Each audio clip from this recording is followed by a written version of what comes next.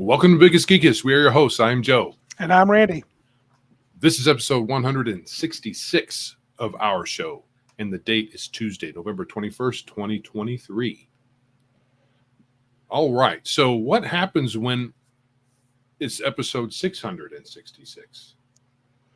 Then I think. Are we going to do like a lot of people like skip those numbers? I don't think it's a big deal. It's just. No, we can't be afraid of that. No. We serve the true higher power, so we're good. Got the crowd in, dude. Yeah. Doof money. Thank you. Well, it's got a long way to go. Hey, a shout out first to our buddy Ryan David over at Nerd Cognito. He just did this 200th episode. So that's pretty cool. He had one of his old homies that he started the show with, a guy named Mike. And then they had Kyle and Bert on there. It was pretty cool. A little bit of a surprise YouTube. And then he went to just full. He kind of did a little bit on YouTube, and then he switched to just complete a podcast style. So that's what we did. Yeah. No, I'm saying he did it mid-episode. So he was like, I'm only going to be on YouTube for 10 minutes. Then he went, Ryan's getting kind of crazy. Oh, good crowd, dude. Doof Money, welcome. Phone Guy, Green Apple. L, of course. We missed him last week. I wasn't around. Darth and Patrick. Good crowd, baby. Martinson, Halcyon, Flady1. Woo! We got the top notch of gamers here tonight. Top notch chatters. Mm-hmm. Chattalonians. Oh, man. So no gaming for me this past week. Did I game last week? Nope, I did not. But I did get on another nostalgia kick with movies. And so in the last week, I have watched Stand By Me. I did watch The Dark Crystal finally. Mm-hmm. Monster Squad. Me and Martinson and I watched on, was it Thursday last week? I think we watched 3 movies. Oh, wow. Dark Crystal, Monster Squad, and Silver Bullet, which, by the way, still holds up. Cool. That's still a solid movie. What did you think about Dark Crystal? It's more of a kid's. With that in mind, hey, Cooking, glad you're here. Cooking with Cookie. Yeah, folks from we got some scam baiters in here. Get them, dude. Get those scammers. They suck. I liked it. I thought it was kind of neat. Josh goes, "You hope you like Muppets." I go, "I know. I've kind of seen the start of it. It was a little bit, like I said, kiddish, but I appreciated it. I wouldn't say it's not really for me, but I did like the D&D. Like Josh, our buddy Josh had mentioned that it had a D&D type story to it, and it really did. Yeah. So I see why young people, had I been 10, 12 and that came out, I'd have probably dug it. Yeah, it had the classic hero's journey. Yeah, and it was really good. The Gelflings were they were all kind of weird. The names were weird. You never know. Maybe if they had said elf, they might have had to run-ins with the Tolkien engine from back in the day. Who knows? Yeah, not Wizards. Wizards wasn't a thing at the time. It was TSR. But it was like, no, I don't think Gelfling was bad. I thought like the Skeksis, that's a weird name. And who are the Mystics? The Mystics. And they ended up being the one and the same. That was kind of cool. I like the twist. I actually enjoyed it. Oh, yeah, correct. Elle says that Ogra Winfrey. Was that her name? No, okay. Ogra was the sorceress. That was her first name, and and I thought she was popping a squat to like poop every time she sat down. But it was really pretty funny. But that's not all I watched, dude. I watched Friday the 13th Part 3. I like that much less than I did years ago.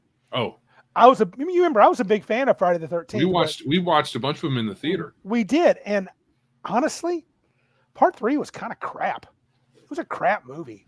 It's just not really good. Well, to be honest, a lot of those, once they get past 1 or 2, a lot of them become really crappy. Like, what's the one with the ball that flies through the Phantasm? Phantasm, right? So you had Phantasm. Maybe you could say, Phantasm itself wasn't a great movie, but it was a fun movie. It was fun. So a lot of those slasher type movies are in that class. I don't know if you can really look at any of the other Phantasms and say, yeah, I like this, unless you are really into B movies. I think Ryan David is a fan of that. Patrick David, Patrick Demo says they're skexy and they know it. Pat. Fizzgig was her dog. Yeah. Was the Gelfling's dog. Elle mentioned Fizzgig. But I would say I enjoyed it. As a movie, it's not my cup of tea. It's a little too kiddie-like, but I did enjoy it. And I watched one of your favorites, Silverado. Yeah. What'd you think of Silverado? I thought it was good, but there have been better Westerns made. Well, the thing is that it's from like the 90s. Yep. Right? So a lot of movies you get today are a lot more action-packed. Mm-hmm. And all that. It was a good story. It was star-studded cast. Yeah. That's the thing I liked most about it, yeah. I think, well, maybe not the most, but one of the interesting things about it is Kevin Costner's character, right? So Kevin Costner actually had energy and was, different from all the other Kevin Costner parts that he's ever played. I mean, Costner has a few that are different from just him reading lines on film. But a lot of his roles are that. I'm Kevin Costner in this movie. But there's several guys like that. I thought Kevin Kline's character was interesting, but they didn't. Yeah. I don't think they developed him enough. He was like, I got a mysterious past. I did some bad things. Now I'm quirky and keep to myself. I still liked him. I thought Brian Dennehy was great as the bad guy. Yep. He is always. There's a lot of good actors in there. It's a really good show. Flady makes a comment on Friday the 13th. He said part 2 was the best. I think that's arguable. 1 is the setup, but I could see how 2 is more like what's going to happen where Jason's doing his thing, not the mother. And then after the 3rd, it just becomes, clown shoes. Yeah, I get it. How many people is Jason going to kill? I don't know how old I was, but whenever Jason Takes Manhattan came out, I went to see that and I walked out of the theater. It's one of only 2 movies I left. I left Jason Takes Manhattan after 10 minutes. And believe it or not, I left Baron Munchausen after 10 minutes. I didn't care for that. So that's one of those that I don't like the phrase, you either like it or you hate it. I don't like that phrase because, of course, many things are like that. So I don't think that's saying anything. But acquired taste maybe, or quirky humor. It's definitely in the British humor. Side of movies. Yeah, and I normally like that a lot. I'm a big Monty Python fan. I've started watching Time Bandits, so I'm kind of hitting the 80s stuff. Yeah, I was going to say Time Bandits because Time Bandits is a similar type of romp. I just don't know if it's my thing though. Well, it's not. It's not a serious movie. Oh, I get that. Yeah. And you may not like romps very much. Unless they're really rompy. Flady's right. He's my kind of dude. He said, was never a big theater guy, but only movie I walked out on was Nightmare Before Christmas. Dude, I hated that crap. I hate that junk. Welcome, Patty and Arn Man. Who else showed up? Point Blank squeaked in. He said he loved Time Bandits. I may finish it. But I'm gonna this weekend. I got a long weekend. Today was my last day for school for a while. I'm off for Thanksgiving. I got a big weekend, and I'm gonna. I've never heard of this one. Halcyon's comment at the bottom. Oh, what's that? Adventures in Bounty Hunting in the Forbidden Zone. That's all of that is the name of a movie. Ice Pirates. I need to rewatch that too. Yeah. We went to the movies and watched Ice Pirates, and we loved it. Yeah, I thought it was great. I wonder if it holds up. I don't know. A lot of them that have old style cinematography, they don't. If you don't give that kind of a miss, you just say, I'm not going to worry about special effects and camera mistakes that don't hold up. Oogie Boogie Song, Kill Raven. I don't know what that's about. Oogie Boogie Song. Am I forgetting? Is that an Ice Pirates? No. I don't know where that's from. It's not ringing a bell. It's been a long time since I've seen Ice Pirates. I just know that I liked it. I don't think, what's the movie again? The Dark Crystal would play well today because what the female Gelfling says when they discover her wings. Of course you don't have wings. You're a boy. Oh, yeah. I was like, oh no. There's differences between males and female. Heaven forbid. So, Nightmare Before Christmas, he says. Yeah. I'm just not a big Tim Burton guy. Yeah. Tim Burton is one of those things too. I had to put up with him for the Keaton Batman, and Keaton saved it. But I just don't like Tim Burton in general. I've been told Sleepy Hollow's one I should watch, and it was pretty Sleepy good. Hollow's good. Okay. It's got some Tim Burton-ish things in it, but it's not as big Right. as some of his other movies. Well, I was making a list. I got the Hobbit cartoon on my list. I believe that's 80s, early 80s. The movie Big and Terminator. I want to watch those, so I may squeeze it. Anyway, that's what I've been doing. Oh, wow. I've never heard this. Point Blank says the Dark Crystal Netflix series is a masterpiece. I have heard the opposite. That's interesting. And I will say that anything that is a Netflix series, I will say I'm not even going to bother with it. They almost always. But, Point Blank says it's pretty good. Who knows? Oh, Patty. He says, I was just showing Return of the King cartoon to the boys. Is that the one where the Nazgul look like they're people behind a screen, even though there's kind of cartoony stuff? That's the middle one. I don't know if they do that in all three. I think they had some different production things in the 3 cartoons from back in the day. But I know the middle one, when they were chasing, the orcs were chasing, or when when the orcs had Pippin and Merry, and they had their kind of infighting. That way, they definitely had the weird screening thing in there. I do love the original Hobbit. I've seen that probably in the last 5 years, the cartoon. I enjoy it. It's kind of odd, but I enjoyed it. Point Blank, he's promising me it's not woke. Okay, dude, I'm going to give it a shot. So, is that what rotoscoping is? David Gwill asked. Is that the rotoscoping? It probably is. I just remember a scene, and Elle says there's only 2 of them, and I believe you. I just remember a scene in the one of them that I watched, and it seemed like they had real actors behind some weird screen, and it was still cartoony. It was pretty bizarre. Okay, I don't know the details they're talking about. Yeah, Bakshi did. So Bakshi, there was only Fellowship and Return of the King cartoons. There weren't 3. Okay. They might have mushed everything into two things instead of having all 3. Oh, David says they film a scene and then draw over it. Yeah. Yeah, that's the way that looked. Yeah. Okay. Yeah, Fire and Ice was considered pretty good. But yeah, I'm not sure where I'm going to go from here. I just want to get I found an online list of the top 100 80s movies, and I just thought, just by weird chance, I watched Stand By Me week 4 last and said, I'm going to do this. I'm going to go back and watch because the current movies blow. Oh, yes. Love that song. Sing it for us, Patrick. Frodo of the 9 fingers. Yeah. And the Ring of Doom. We're gonna edit that out. So never don't. The fan. Hey, that's what the fans came for. For your singing. Okay. Okay. Oh yeah. Where there's a whip, there's a way. Yeah, great stuff. And House. Oh, good. I'm writing these down. Last Kingdom. And I will give Dark Crystal series a chance. All right.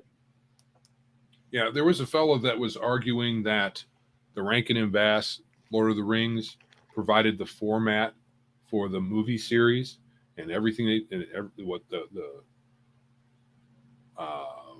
plot line they fulfilled. Some scenes are almost exactly the same thing, but I'm going to have to say that the movies went in a lot different direction, especially with all the singing.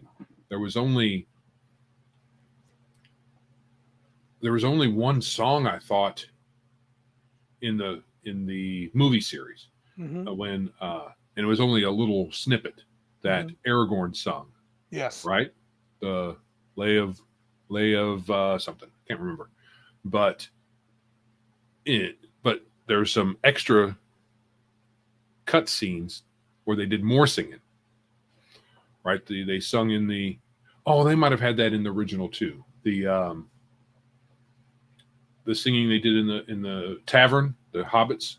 Yeah, I thought that was cut in. Well, there was some singing, but they did that. And I guess the extended edition, the Green one Dragon of them, song. either Pippin or Merry, he sung in that hit that little song, Yeah. montage song when the one fellow was eating, which is it's Yes. kind of a weird scene, but I actually liked that song. That was cool. I actually liked of the Hobbit movies, live action movies. I loved the Misty Mountain song by the Dwarves. That was actually much cooler than the cartoon version of that. Did you oh, did you, okay. did you watch The Hobbit by Peter Jackson Um, or not? I was given it, but Have you had to watch it? yeah, I know about parts of it that I'm really have a hard time Yeah, with, I know. I and enjoy the fact it. that it's 3 movies again. Yeah, the Misty Mountain song is great. Point blank. I need to get that on my iPhone. But I think I've seen the one scene where all the dwarves are singing in uh, Bilbo's house when yes, they all come there and they're all singing and yeah. throwing stuff around, and it seems pretty funny. It seems a more throwback to the Rankin Bass movies than any of the other songs do. But that night when they're when Bilbo wakes up, they're singing, and it's just a really cool, great rendition of Over the Misty Mountain. It's real slow and kind of a bass tone sing. It's not the goofy. That's what Bilbo Baggins hates. Not that one. It's Yeah, a different one. So yeah, with the plates and stuff. the So plates. Yeah. yeah. Dude, let's pull that. I should sing for everybody. I need to get the words. I'll come and sing that for everybody. We will have Oh an episode where Randy sings the whole episode. yeah. We'll have a topic and I'll sing all my answers. Yeah. No. That sound. See, I have Oh, the mute for me, and I have a mute button I can hit for you. you shouldn't have that. That's unfair. I can't mute you, can I? I don't think so. It's possible. No, apparently So the not. way I'm you would know trying. is one, you would have to have administrator privileges here in StreamYard, which I don't think you do. Right. The You know, second, you know better than that. so the second thing is if you look at my down to the bottom left, where Mm-hmm. you would see my pane and your pane. Do you see Yes. both? Yes. So I Do you? could mute you. Is there a mute? I could remove you.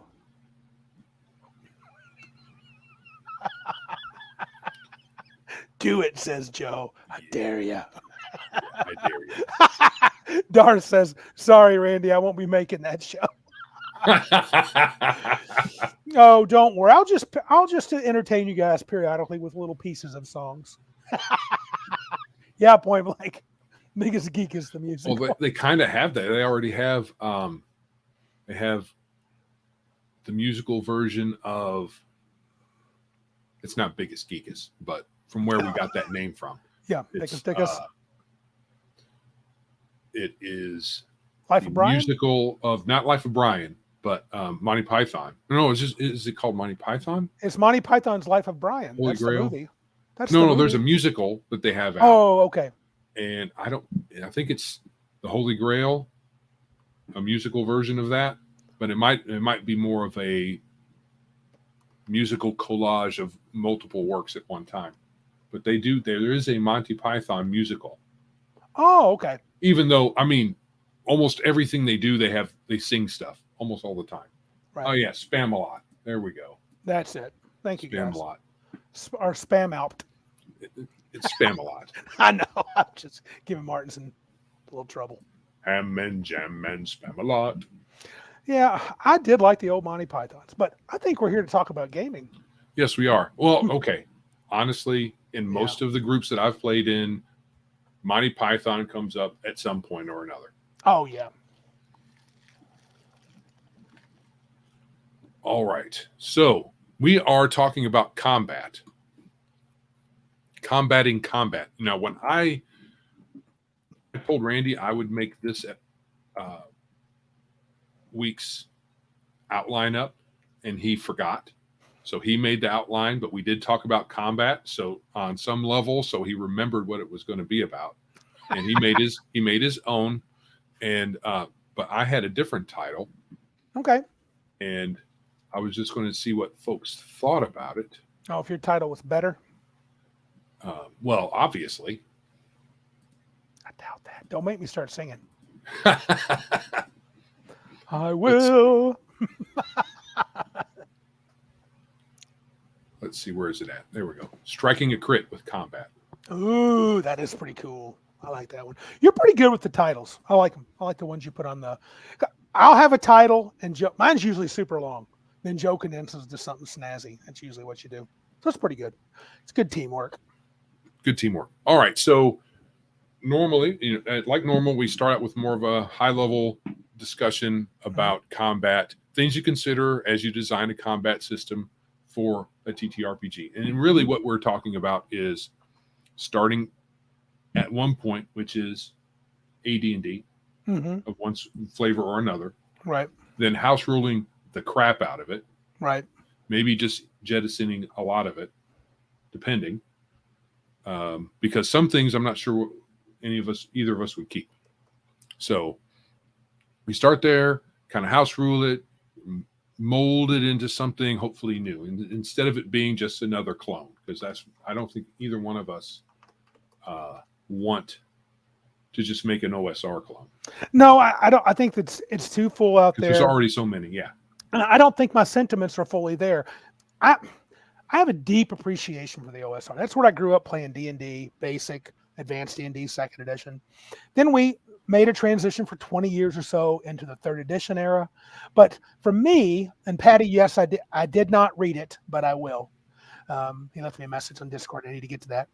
But anyway, no, I don't think so. I don't think I want to make an OSR. I don't even want to make an OSR. I don't know if it was being. It might be OSR-ish. Retro. I didn't mean to say OSR clone because that's not the right terminology. A retro clone. No. Okay. Yeah. Yeah. It won't be a retro clone. We'll get away. The more I've been thinking more and more about actually making this game called Mudsword, really making it. I was telling Joe, I think I'm going to be getting away from a lot of D&D isms, and I'm pretty sure, not that this get away from spells, but get away from combat, but with spells, I'm probably going to rewrite the spells completely. I just want spells to do certain things. So. Gotcha. Yeah. So go ahead. Right. So one of the first questions you should ask yourself is what kind of feel or experience do you want combat to give? Right. So right. do you probably how gamey. So frenetic, fog of war, cinematic, heroic action, gritty, blood and bone combat. Right. And you mentioned emulation versus simulation. Can you clarify that for me? I did some quick looking, and it doesn't. I think the word sounds different, but what I know it's a computer term too, right? Oh, sure. So simulation is having a lot of minutia in your rules that can cover lots of different contingencies and things that can happen in combat. If we're focusing on combat, right? If you're trying to simulate a real world combat, you will want to do a lot of things that will take into account all the different things that can happen during a combat, or a lot of them, depending on how much simulation you want to go with, right? So what a lot of people will imagine as a simulation, more of a simulation, is rule master. I was going to call it rule master, but role master has tons of things that you can put in combat that will attempt to simulate combat. So when I say emulation, it's more of a streamlined combat system where you instead of trying to simulate real world combat, you're just trying to emulate it. So you're going with fewer rules and more abstract concepts. I probably lean toward the emulation. I want to get away from all the great details, but the problem I'm having is I love cinematic action where, like, kind of John Wick style, people do crazy stuff, but I do still want it to be a little gritty, and I'm not sure if I can Kill Raven. Rule master, I think, is the correct term. Though I don't think it's complex. I've said it before. It's convoluted. In my opinion. And I like the cinematic feel, but I also I'm a fan of, like, combat's deadly, And so can we do both? Maybe. Yeah. Maybe we can. Yeah. Well, simulation, a cinematic doesn't not include the ability for people to die left and right.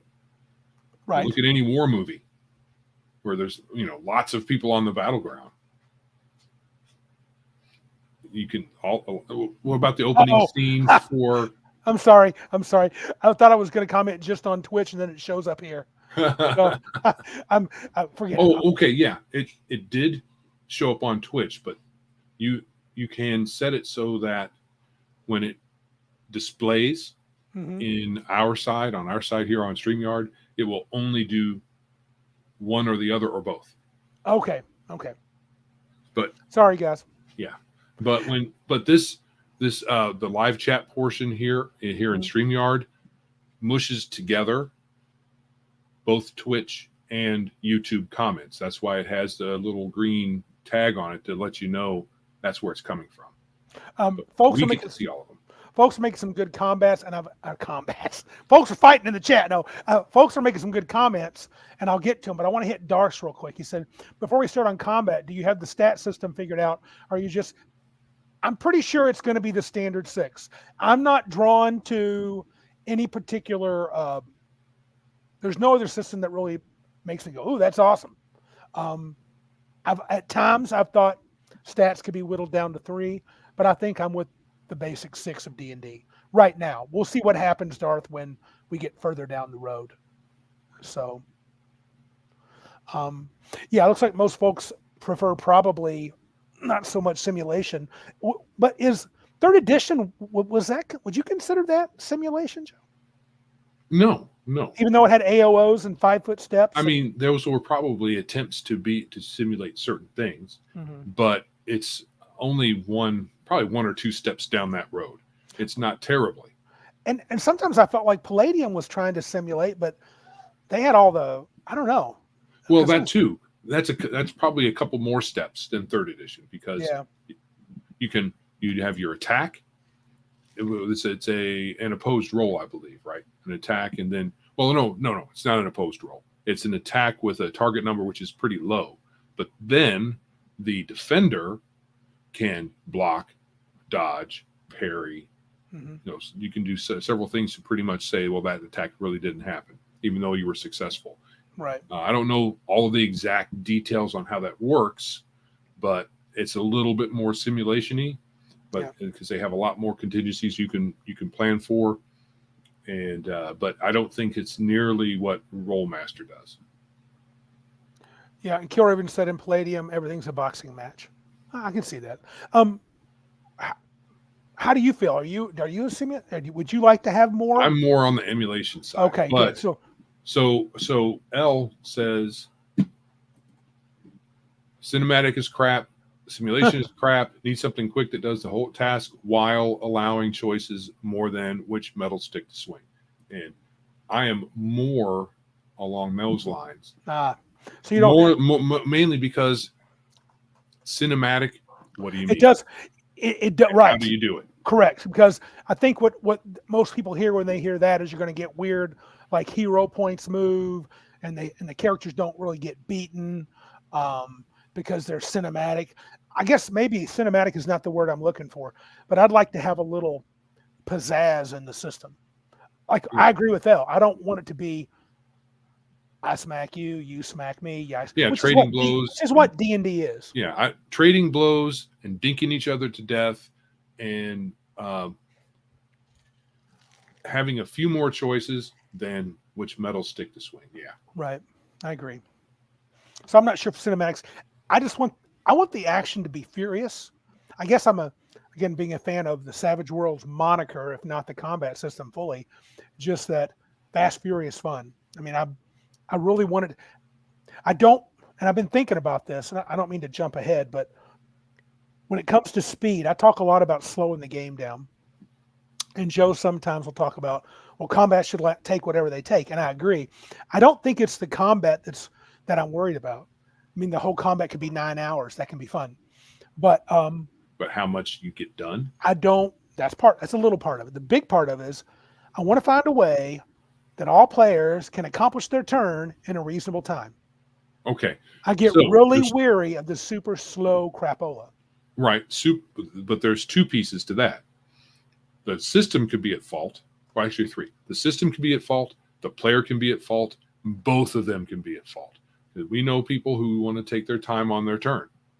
And there's some things that a system can do that can lend to it. So if you are a caster and you have access to all the spells that your character class can use at a particular level, then it can come down to flipping through the book to figure out which spell you want to cast, because it doesn't matter. And a spell point system can do that too, right? Because even if you have like 5 or 6 spells on your character sheet and you know how many points they cost, you could hem and haw about that.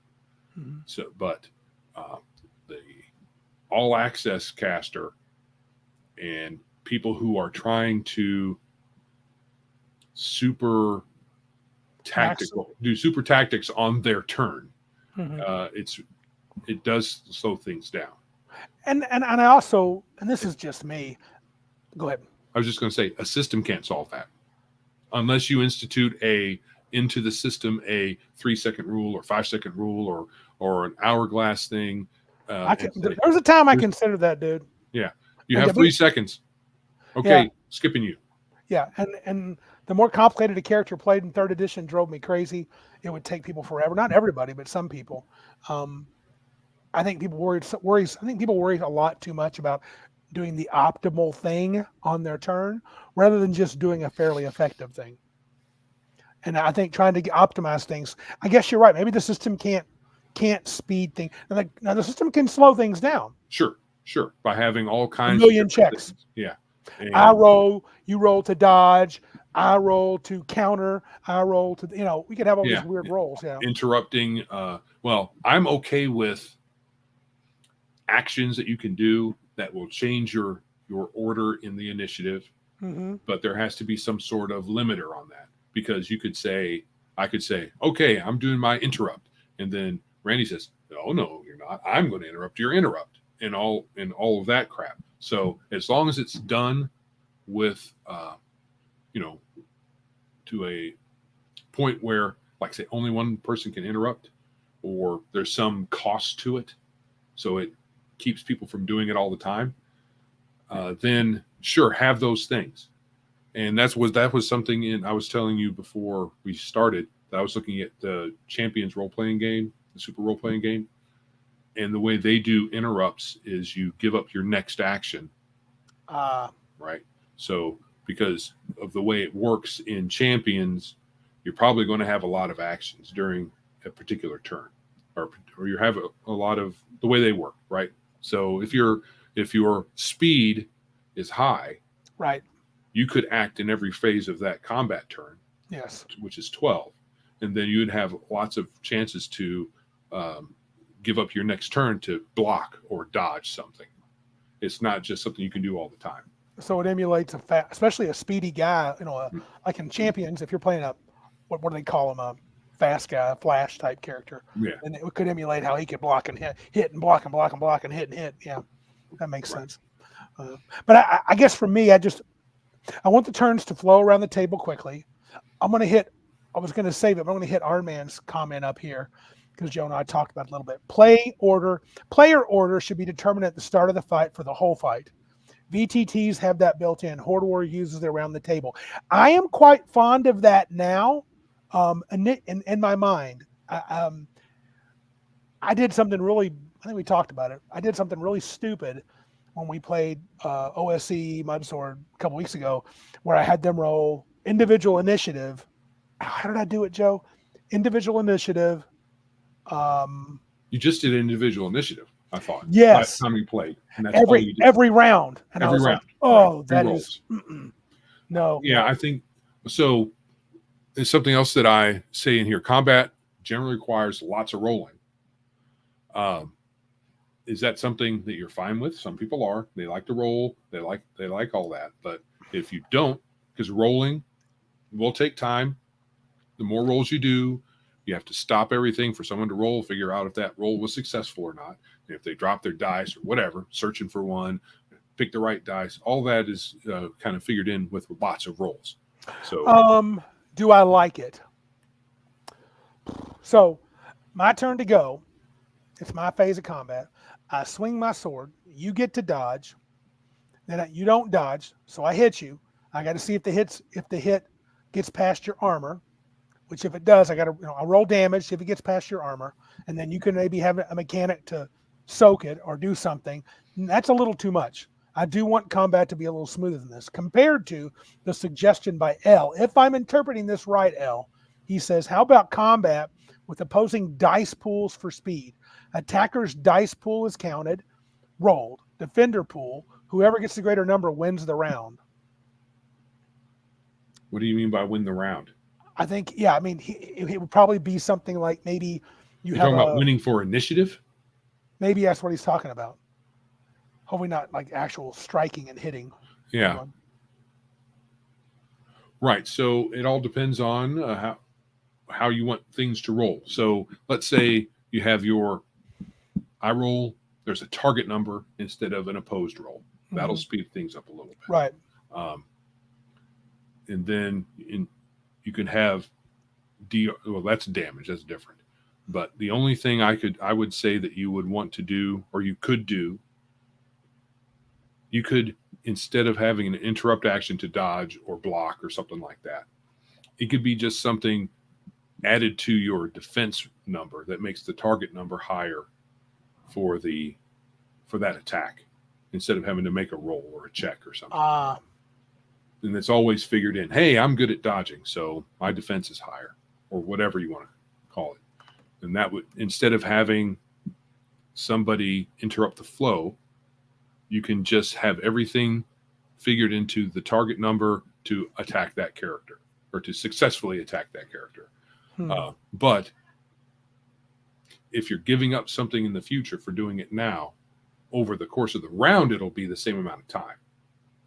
It'll just slow down that one thing. So if you're going to block, but you give up your next turn, your next thing you can do in that particular round to do that block, right, then overall that round goes the same amount of time, or even shorter. Yeah. L clarifies. He says the system would have to indicate what is lost during round one. One player, one round. Yeah, it's a new system. I just come up with it. Okay. So he's just thinking about that idea, which is it's an interesting idea. It sounds a little bit like playing Heroscape, or what's that Risk, where you roll shields and swords. Right. Whoever does both. Yeah. This is kind of Point Blank points out something that's kind of like, I think it's sort of Pathfinder 2E type. Do speed as actions. Every player has 3 action points instead of standard bonus move. So some abilities and spells may cost 2 action points. It simulates the same idea, but faster play. Good. A couple other people that made some comments earlier. Elle said, most important thing for combat, who rolls? Not the GM or player, but attacker or defender. Okay. It has to be the GM or the player. Or a player versus player if they're doing that. Right. But I think he's saying... The attacker doesn't roll. What? The defender doesn't roll. Oh, okay. They're characters in the game. They don't roll. I think he's saying, is it the attacker or the defender? But yeah. Yeah, but I don't know. But, it's not clear. Well, no, I'm not saying it's not clear. If you want to say attacker or defender instead of GM or player, because maybe it's a player versus player. Right. Maybe you're saving that little bit of headspace, but sure. I don't think it really does anything for the conversation, because when it's an attack, it's generally the player versus the GM. Okay. I mean, in that instance, unless he's thinking about something else. This is where my mind is. Arnman says each turn you get a move and an attack, or 2 moves. I got that concept. For some reason, I didn't think about moving and attack. I mean, for some reason, I struggle with old D&D. Like, what did your move speed even mean? Remember that, Joe? And I just basically decided, you can get there or you can't. We did a lot of that Mother May stuff. And Joe, can I get there or not? But I like that idea as a turn. Move and attack is a good basis for me to think about combat actions, the things that you can do, because that's where the melee, that's where the actions are going to be involved. But keeping track of action points and being able to spend this many points for this and that many points for that, I guess I don't mind, back to the complication of the system, as long as the players are doing the majority of it. As long as I want things to be set. I don't want too much. I don't want a lot of exceptions based situations every time you have a combat. Yeah, this L clarifies. He says, if a PC attacks a goblin, who rolls? The PC or the goblin? I don't know what controller means. Yes, that's much better. So basically you're saying, if like in some games, the GM doesn't roll at all. It's always player facing. So the player would roll when he attacks, and he would roll to defend. But yeah. I still don't see what that mollifies. I think that it's what he was talking about in terms of the system. Yeah, but in that case, still, it is either the player or the DM. Yeah. I mean, again, a PC could be controlling the goblin. Yeah.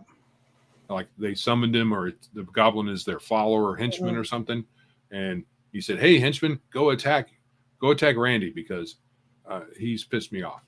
So then you take the GM out of the equation, but whatever. Patrick Demo made a comment I thought was interesting. He said, "I always thought that 13th Age made fighter is actually interesting with flexible attacks and maneuvers." Yeah, I agree. I think it made them more interesting than they were in the I smack you, you smack me. I mean, you know how Pathfinder in 3.0 was. If you're a big fighter, you want to get in melee and you just want to do this because you're going to get the most bang for your buck.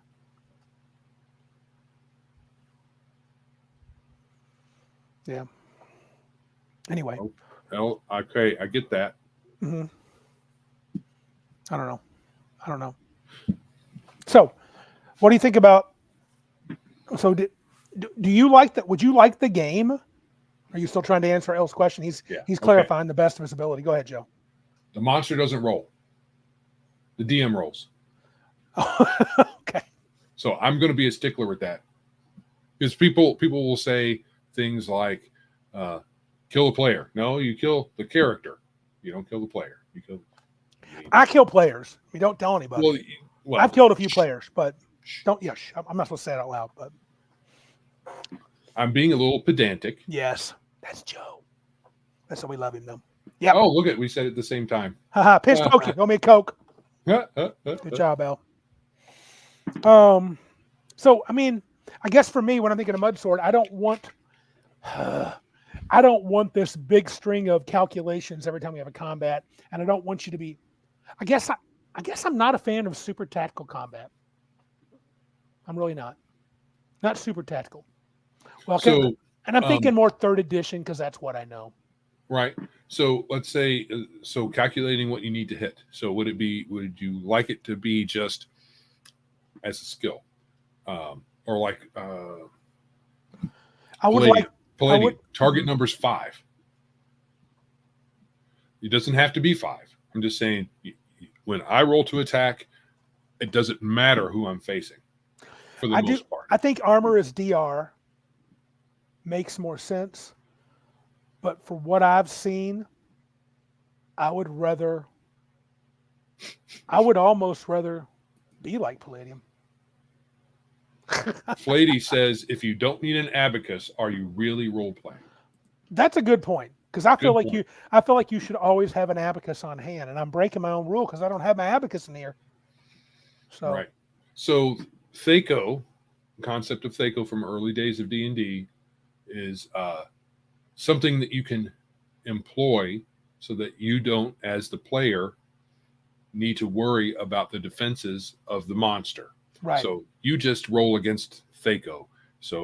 And then you can calculate what armor class you've hit without any DM intervention. I have hit armor, and you can do that with 3rd edition D&D the same way. You guys would say that. I had AC -4. You guys do that all the time. Yeah. Did I hit? No.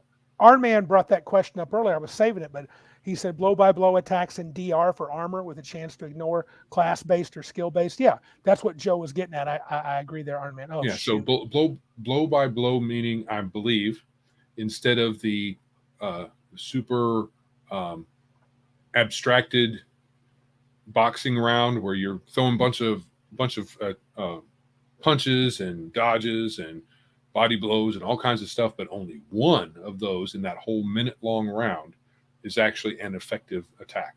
So that's how old D&D combat was explained. I don't know if I can get with that anymore. So I never liked it. Blow by blow is when I roll to an attack, it is the attack.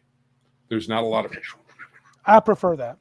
And when you get to systems like Champions or some other ones where combat is whittled down to second by second, instead of a combat round being 3, 4, 5 seconds, a minute in old D&D, and that's the blow by blow.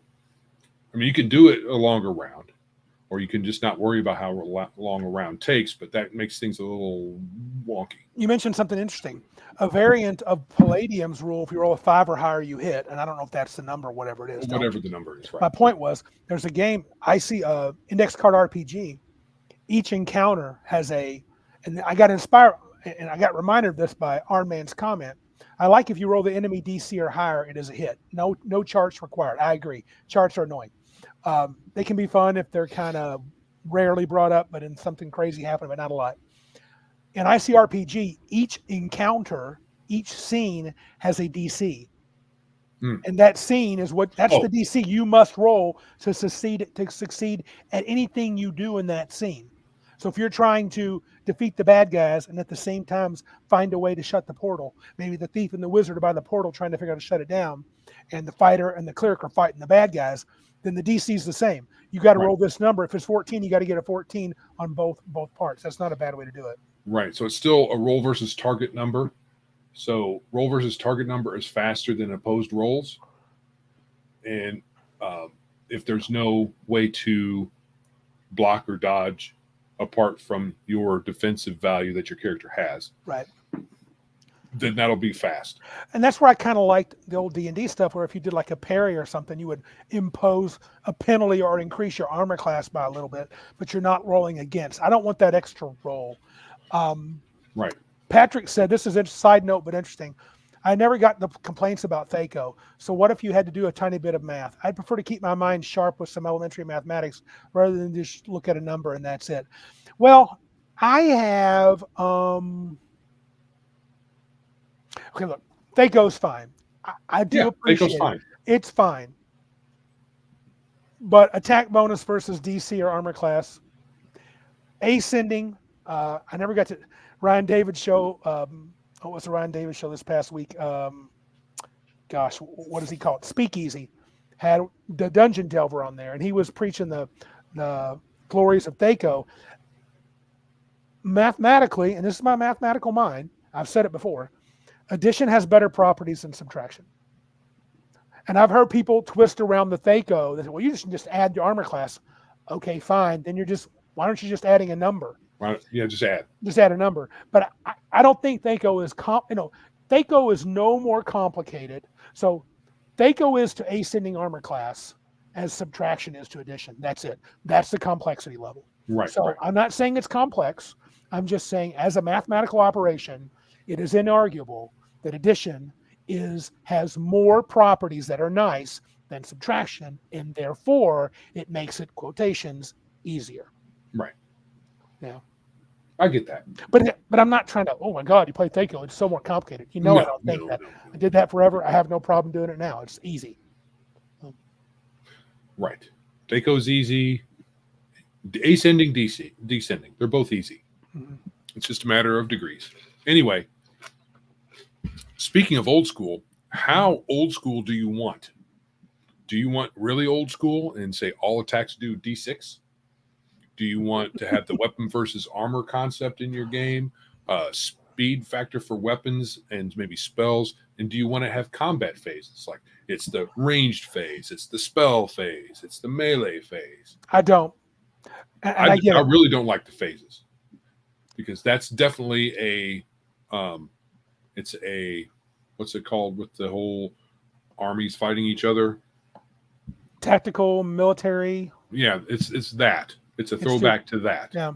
Because that's how things are run in those sorts of large scale combats, right? Yeah. Yeah. Mainly because it's kind of how combats on some level went those types of fights where you'd have two armies on a field opposed to each other, and they would kind of go to each other. Hey, I'm right here.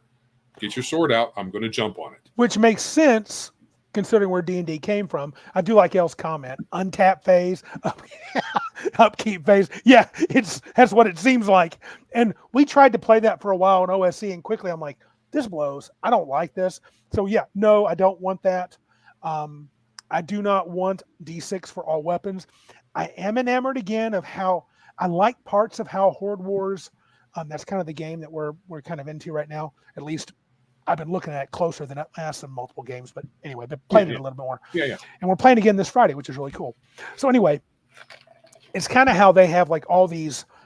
This weapon, sword does this and this versus this kind of armor, or certain armor gives you, DR to slashing. And I think their DR is like half damage. So they're pretty generous with that.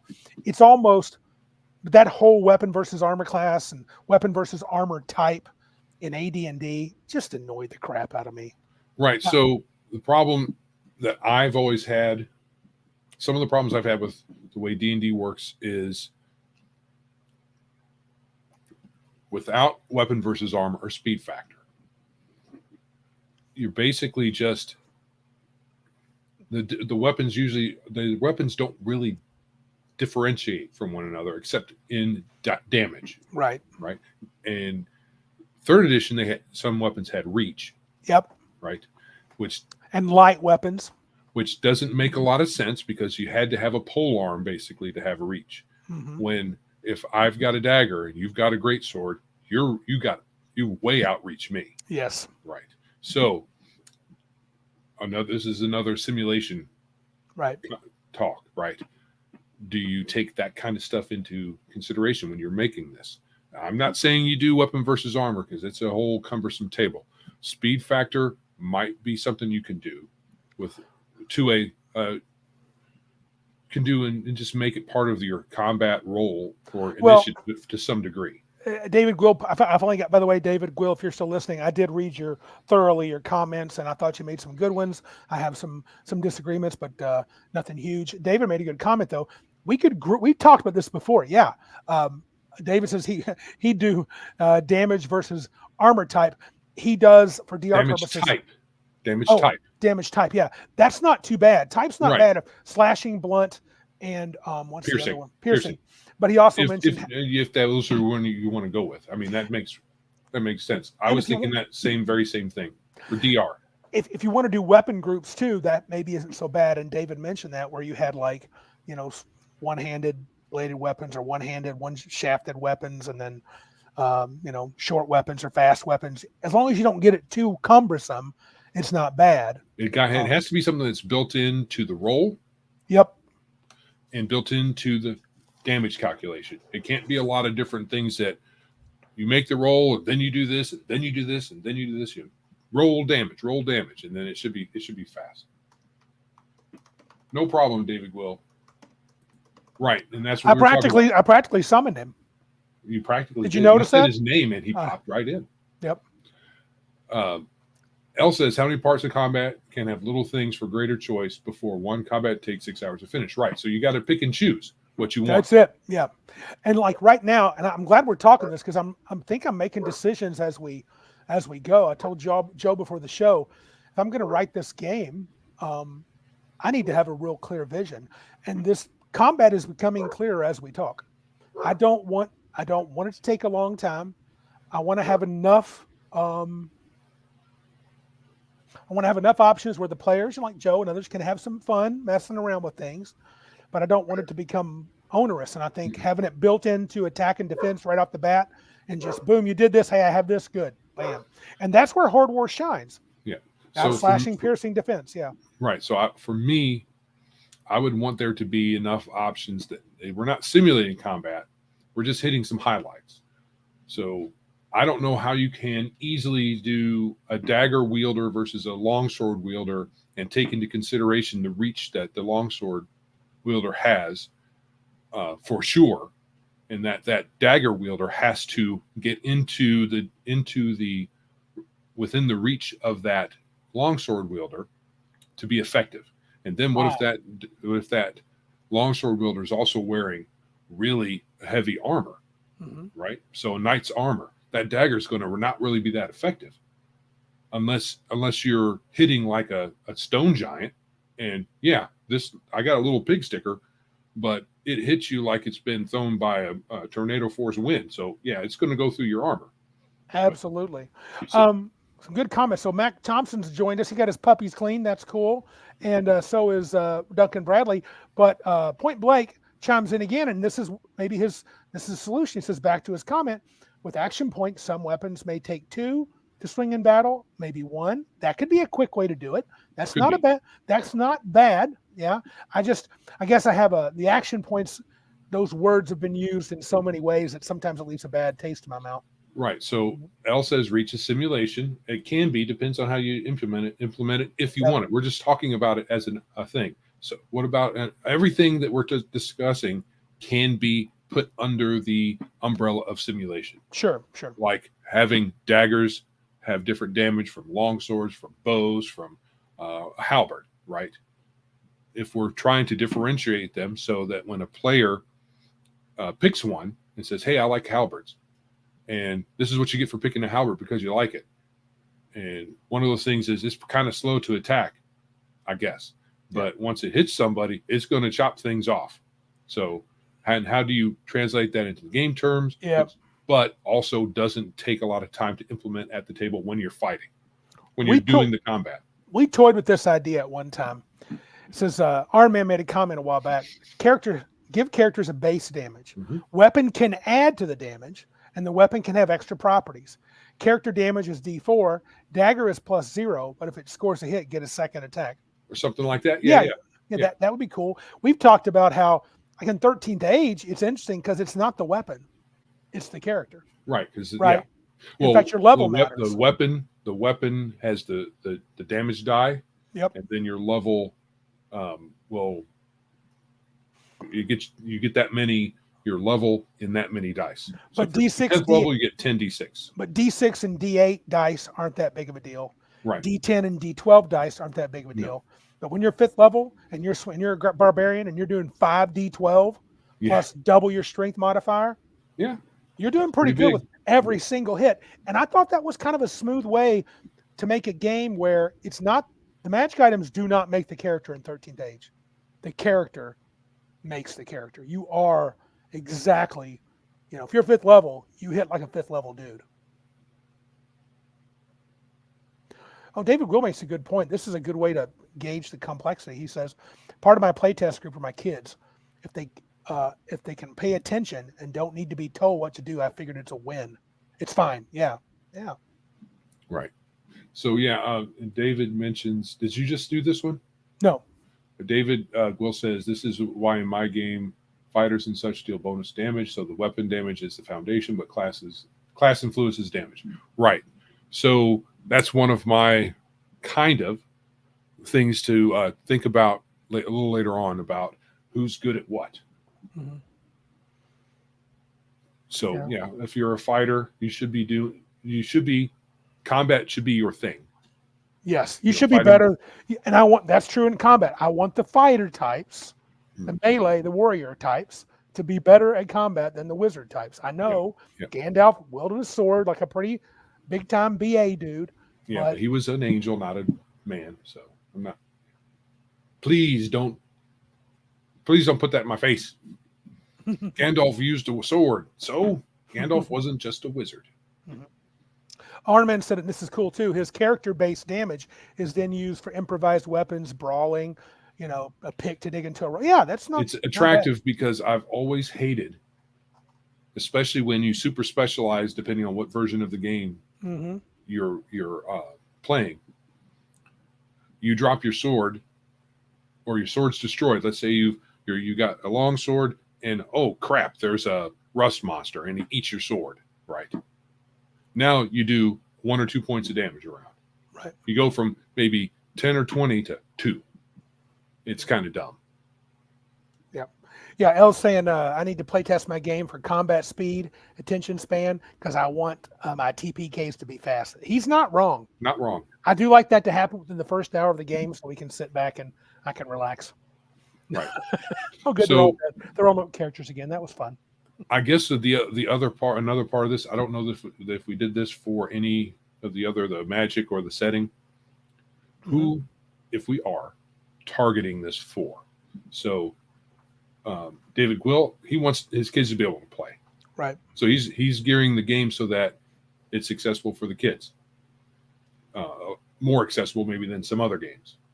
But when I like some simple, but I do like a little bit more than just rolling and damage. And then next person rolling damage, and then it's the same thing every round. Blah blah blah blah. It's a little boring. Yeah. I like there to be a way for player actions to change the flow of combat, perhaps. Yeah. And I like there to be some character choices that makes things a little more interesting at the table. Right. They aren't the primary audience, but help me determine if I'm getting too complex. Right. That's fine. And you know, the truth is, I love, like, I had a great time at Big Geek Con DMing those kids. I like the idea of kids being able to play the game, but I'm not writing it for them specifically. Yeah, we mentioned this question earlier. How lethal do you want the game to be? I want it to be lethal. I do too. Do we want, here within combat, do you want combat to be something that drags on? Everybody's got 70 hit points, so it's you take 5, you take 5, you take 10, you take 12, you take 6, you take 2. Do you want it to be like that with D&D, or do you want it to be like, I got hit twice, oh crap, I'm down? You know, more like a real... Right. So when the players start out on their adventure, it shouldn't be always 5 minutes in the game you're making new characters, right? I know that some people want the character because they want to have a background and they want to have continuity and they want to be able to play the same character over a long period of time. But there needs to be some way to instill that idea that going out and adventuring is dangerous business. Right. And if you have, once you hit 0 hit points, if you have a whole week to be able to get to that guy and staunch his wounds for him to stay alive. If when the monsters hit you, they do minimal damage, but when you hit them, you do lots of damage. There's got to be some way to have a happy medium between completely lethal and a kid's game. Not right. No offense to David Will, but no. Because but we don't want a bubble wrap world for the players. We don't. Here, me and Randy, we don't want that. No. We want the feeling to be it's dangerous to go adventuring, and if no one ever dies ever, even if the DM's rolling natural 20s the whole game, it's not going to end up being all that fun. Yeah, and our man brings up something that always comes up usually with damage is, should wounds affect your ability to continue to fight? That's a good question. I don't know if I'm far enough along in the combat concept of my game that I could answer that. I know there's always a danger when you do that you get in that what people call the death spiral. You start penalizing someone because they've taken some damage, then is death spiral good or is death spiral bad? Right, might be good. I don't know. It might be good. So yeah, that is a little more along the track of simulation, right? Yeah. Because you get punched in the face, it affects what you do afterwards, right? You might not be able to see very well. The pain might affect how well you can swing your punch to punch the other guy in the face. Yep. Dar says he likes the idea that a single hit could kill you, the perfect hit, but it can happen. I do too. I like that option. Hey, Hungar, what's up? And our man says monsters get death spiral as well. Yeah, I mean, as long as they're not immune to it, which half the monsters Randy runs will probably be immune to the death spiral. Well, yeah, because duh. You've wounded him, but he doesn't really care. He doesn't really care. It doesn't really bother me. Undead might not care about wounds. True. I mean, right. What is a not wound? Many undeads. The wound might have to be you have to like break their arm. Right. And how do you wound a specter? So there could be some. Right. It's a little abstracted, so they still have wounds, and you have to. And once you do the amount of wounds they have, they die or whatever. But they may not take penalties for wounds. It's just they go from hail to dead and nothing really matters. I agree with. Yeah, go ahead. I agree with Mac Thompson here, but he says that's why crit charts are solid. Even if you choose not to increase damage, the effects can be fun. I think crit charts can be fun. I don't like them when they happen too often. Right. Just because that can be another thing that slows down the combat. Yep. Consult chart, especially if there's multiple charts to get through to get to the result. Mm-hmm. Right. So you hit your crit, you do your crit. Well, now we got to roll where this crit is happening because that matters to some people. And then you got to roll again on that chart. And maybe within that result that you roll, you have to roll again, So how you implement crit charts will matter a lot. I'm more for less is more on those things. Me too. But when they happen, they can be spectacular. Like, honestly, this is not bad. He says, Max says in his game, roll a 20 followed by a 20, natural 20s. So 1 in 400 chance. That's pretty rare. I'm good with that. So not just a natural 20. No. So basically like a confirmation roll, but not really. I played a game once where it was at Gen Con where the DM playing D&D let us keep rolling. And I rolled 2 20s in a row, and then I got to roll percentile. He had a chart after that, and I rolled like a 96, and I killed this type 6 demon with 1 hit. It was really cool. So right. L says loss of limb prevents two-handed weapons in a wound system, but not really D&D. Well, I don't know why any DM would say you can still wield a two-handed weapon when you have only one hand. Yeah. You could argue the rules don't say that in some version of D&D. So it's kind of up to the DM? There is no way at my table. No. If Joe gets his arm chopped off, you are not wielding a two-handed sword. What about a bow? You're not shooting a bow either. No. Crossbow? No. Someone else would have to, crank. Yeah. If you could put your stump if it has there. A foot stirrup there, you could probably use one hand. Yeah, probably cost you a couple rounds, and you could use your stump to do it. Okay, I might let that happen, but it wouldn't be smooth. What if they only cut off half of your hand? Because there are hand and a half swords. Good point. Yeah, probably. I'd be okay with that. You could use if you had your thumb. If you had your thumb, then yes. Yeah. Do we want to get down in that minutia? No. L said we did the 20. He did the 20-20 thing. 20 is increased damage. Roll again. If you get a nat 20, it's an insta kill. Right. I wouldn't have a problem with that because I think that's so rare. I mean, I've seen it happen. I've seen 420s rolled in a roll, so that's pretty crazy. Yes, L, your hit point loss never results in a loss of limb in D&D. I agree. Correct, but I have had characters lose limbs in D&D. Not just from hit point loss, but from whatever. I used to have tons of traps, like those scything traps when I was young. Remember, I couldn't even imagine, dude, if they do enough damage, they're cutting off a limb. I just did it, and you don't have to like it. It wasn't by the rules. It was cool, though. D&D has always been DIY. Yeah. So Randy sold 420? What does that mean? 420. Said. What does that mean? 420 is a drug reference. So they know about my drug problems? Marijuana specifically. Marijuana. Yes. Okay. I don't know why, but it is. That's just, maybe it's call sign for police or something. I don't know. Darth gives an option here for avoiding the death spiral or minimizing it. Give negatives to actions when you hit a percentage of max hit points and only have one set of penalties, not a continuing decreasing. Yeah, that is one of the drawbacks of Savage Worlds. I mean, you take a wound, you get a -1. Take another wound, you get a -2. And -2 doesn't sound like much, but in Savage Worlds, it's severe. So, April 20th. Right. Why is April 20th the day for doing marijuana? I don't know. Beats me. Oh, it's a hippie day. Okay. Pot day. All right. Yeah. Okay. Gotcha. Yeah. But that's cool. Whatever. Saying that it's the date. No, yeah, I know. 420. I've heard that. I've heard point blank saying before. I've heard it. But is that all there is to it? It's the date. And they're going to say 420 because it's the date that everybody National Smokeout Day or something like that. That might be what it is. I always miss. Oh, here you go. Tunka Todd to the rescue. 420 is the date and time of a famous drug bust in Florida where those getting busted watched it happen live on their TV. Huh. That's funny. Tonka pulling it out of nowhere, baby. Well played, He has excellent drug knowledge. Yeah. So one of the other questions you had here was, how should the offensive and defense capabilities interact? We've already talked a little bit about this.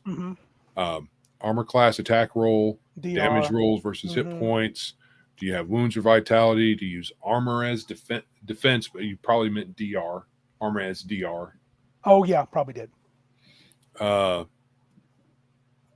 Do you do opposed rolls versus a combat skill? A combat skill versus a defensive skill? I think we already pretty much kind of sent that to the circular file. Yeah, right? I'm just opposed roll. Yeah, I'm just again. I don't want that many extra rolls. I don't mind. Another thing I loved about third edition, the thing that I did love about third edition, is the character sheet. Once it was made, it was more complicated. When it was made, you're ready to roll. It's kind of like doing Palladium. Once you get through the whole process of making your character, you're ready to go. I agree, Iron Man. I'm not a opposed roll guy. It makes things a little bit more, stretches them out more, takes a little more time. But I have to admit, like David Gwill's Dungeons and Delvers, pick that book up if you haven't at Big Geek Emporium. I like the wounds and vitality type. I remember seeing that first in the Star Wars D20 early in the third edition era, and it's made it through a couple of like Unearthed Arcana during third edition as one of the optional. I like the idea of a set of vitality points that you can lose and get back pretty quick, but the wounds are they're a small amount of wounds, and when they go down, like I think in the original Star Wars game, if you got critted, it went straight to your wound total. So it was pretty right. So bad. In some of the systems we've played that has had that, like that has wounds. Well, I mean, like two different sets of like. No. What's the game that we played that has a wound system in it? Savage Worlds. Savage Worlds. Okay, yeah. So Savage Worlds, you only have 3. Right? That's it. You don't get more. I guess maybe some monsters maybe have more, but PCs only have 3. Apparently Earthdawn does as well. So those who like Earthdawn must drink. Right. So if it's based on your toughness stat, that sounds like it might be able to be variable. So instead of having just a number and then you're done, there's some way for it to go up. So in the game that we're making, if we had a wound system, would wizards have, or casters, or whatever we had, would there be some characters who were lighter on the wounds and some that were heavier on the wounds? Would depend the class you pick influence wounds? Would your level, if we had levels, we probably will have levels, will that influence your wounds? Equipment? Yeah, I think, you wanted, how granular do you want to be? As long as it's something you can, as long as it was something that could be done beforehand and we're not constantly figuring this out. But what about that? What about my action? Am I this? Right. None of that wouldn't be happening during play. Right. That would be happening pre or post. I would lean toward every character has a set number of wounds to begin with.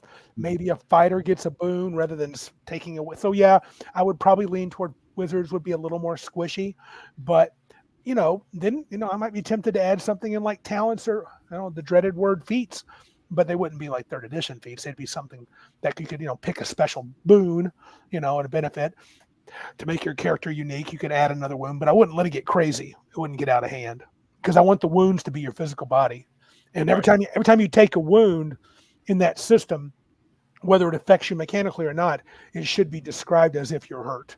Meaning the character should be concerned. And once those wounds reach 0, you're dead.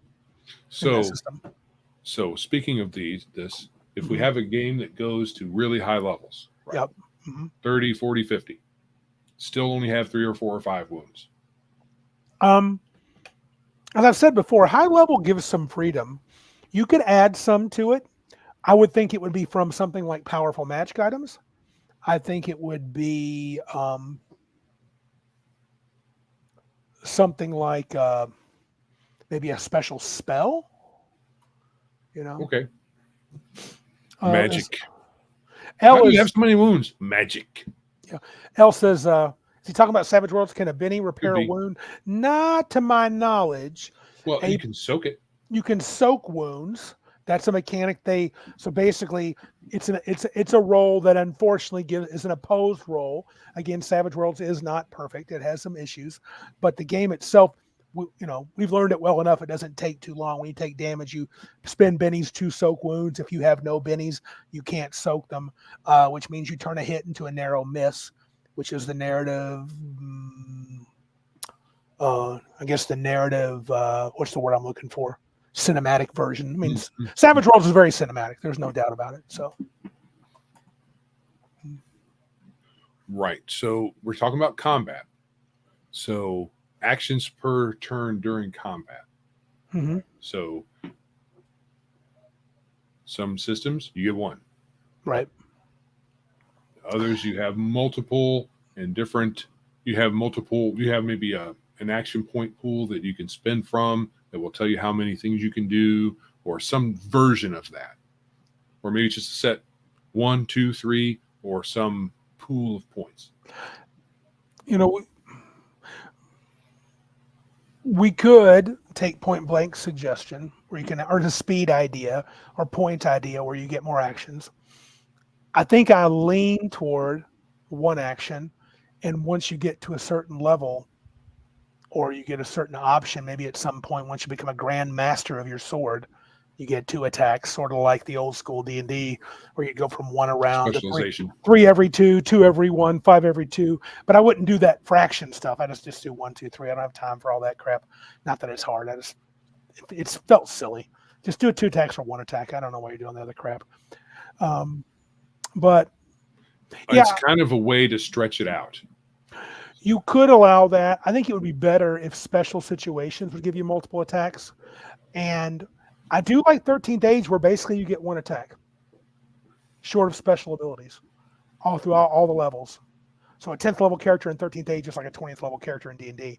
And I kind of like that. It sure speeds up combat, and it doesn't, I don't want to, that is something I wouldn't want a person who takes a long time making a decision. You could say, well, maybe he'll make one decision quickly. Yeah, maybe. More than likely, he'll make both decisions slowly. And so he'll take forever to get the first one. I attack with my sword. Okay. Next round.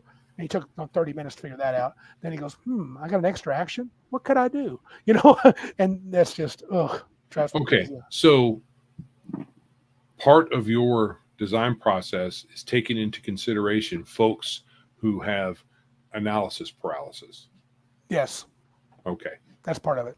And you're right. There may not be a way I can fix that, because as we develop this system and it becomes a new action, becomes a game that we're playing, we're going to have to explain it to people.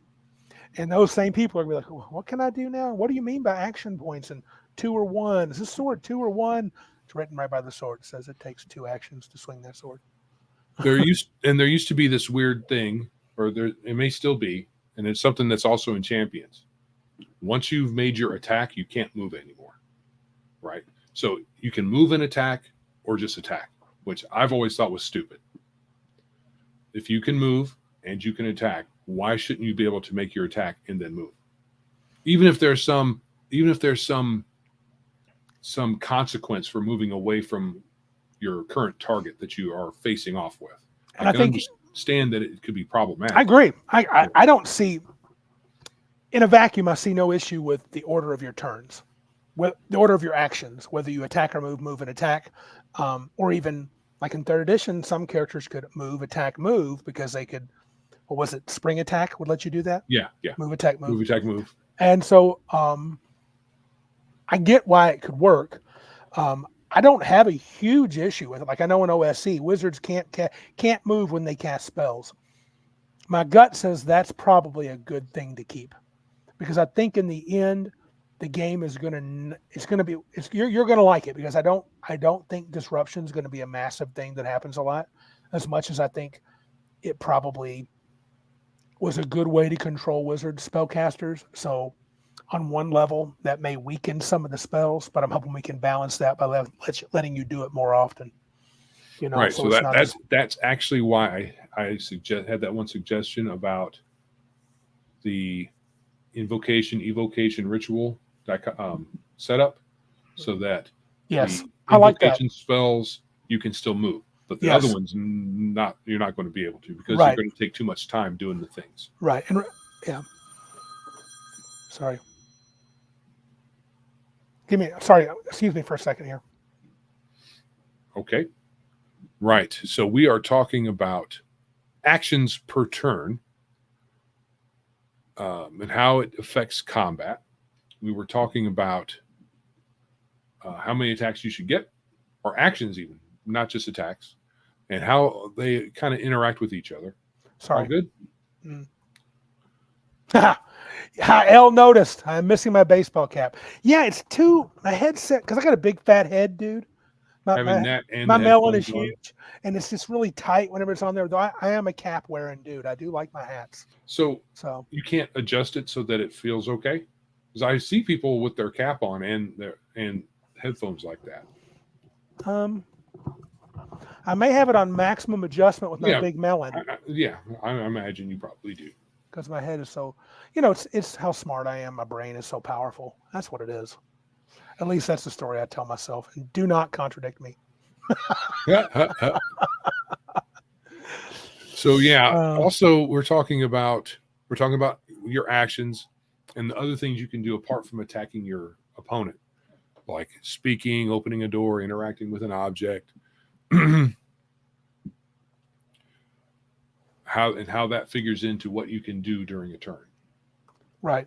So I guess for me, I feel like it's simple to have move and attack, and it's not too much more complicated to give you either a point system or move, attack, and then interact with an object. I think that's how Horde Wars like a free action concept, like a free action thing.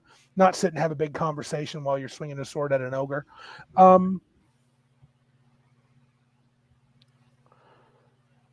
Yeah, I don't want to. I don't want to. Oh, well, hold on.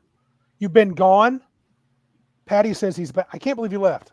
What? My feelings are hurt now. I'm going to cry. Very. He's back. I can't believe he was gone. I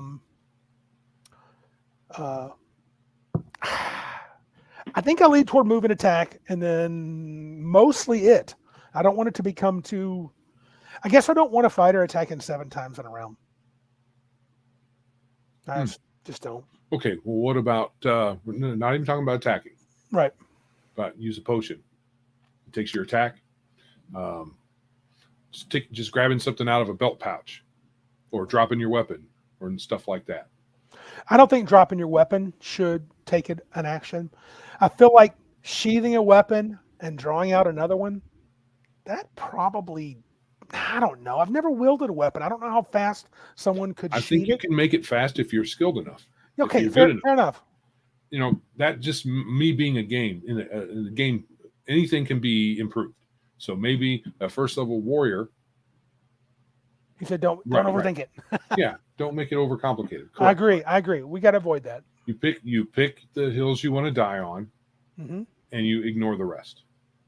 And like I said, with the you don't have too many hills. The action economy is important, though, in general, from both, because that was a problem and has been a problem in many versions of D&D, where, in my opinion, the players get.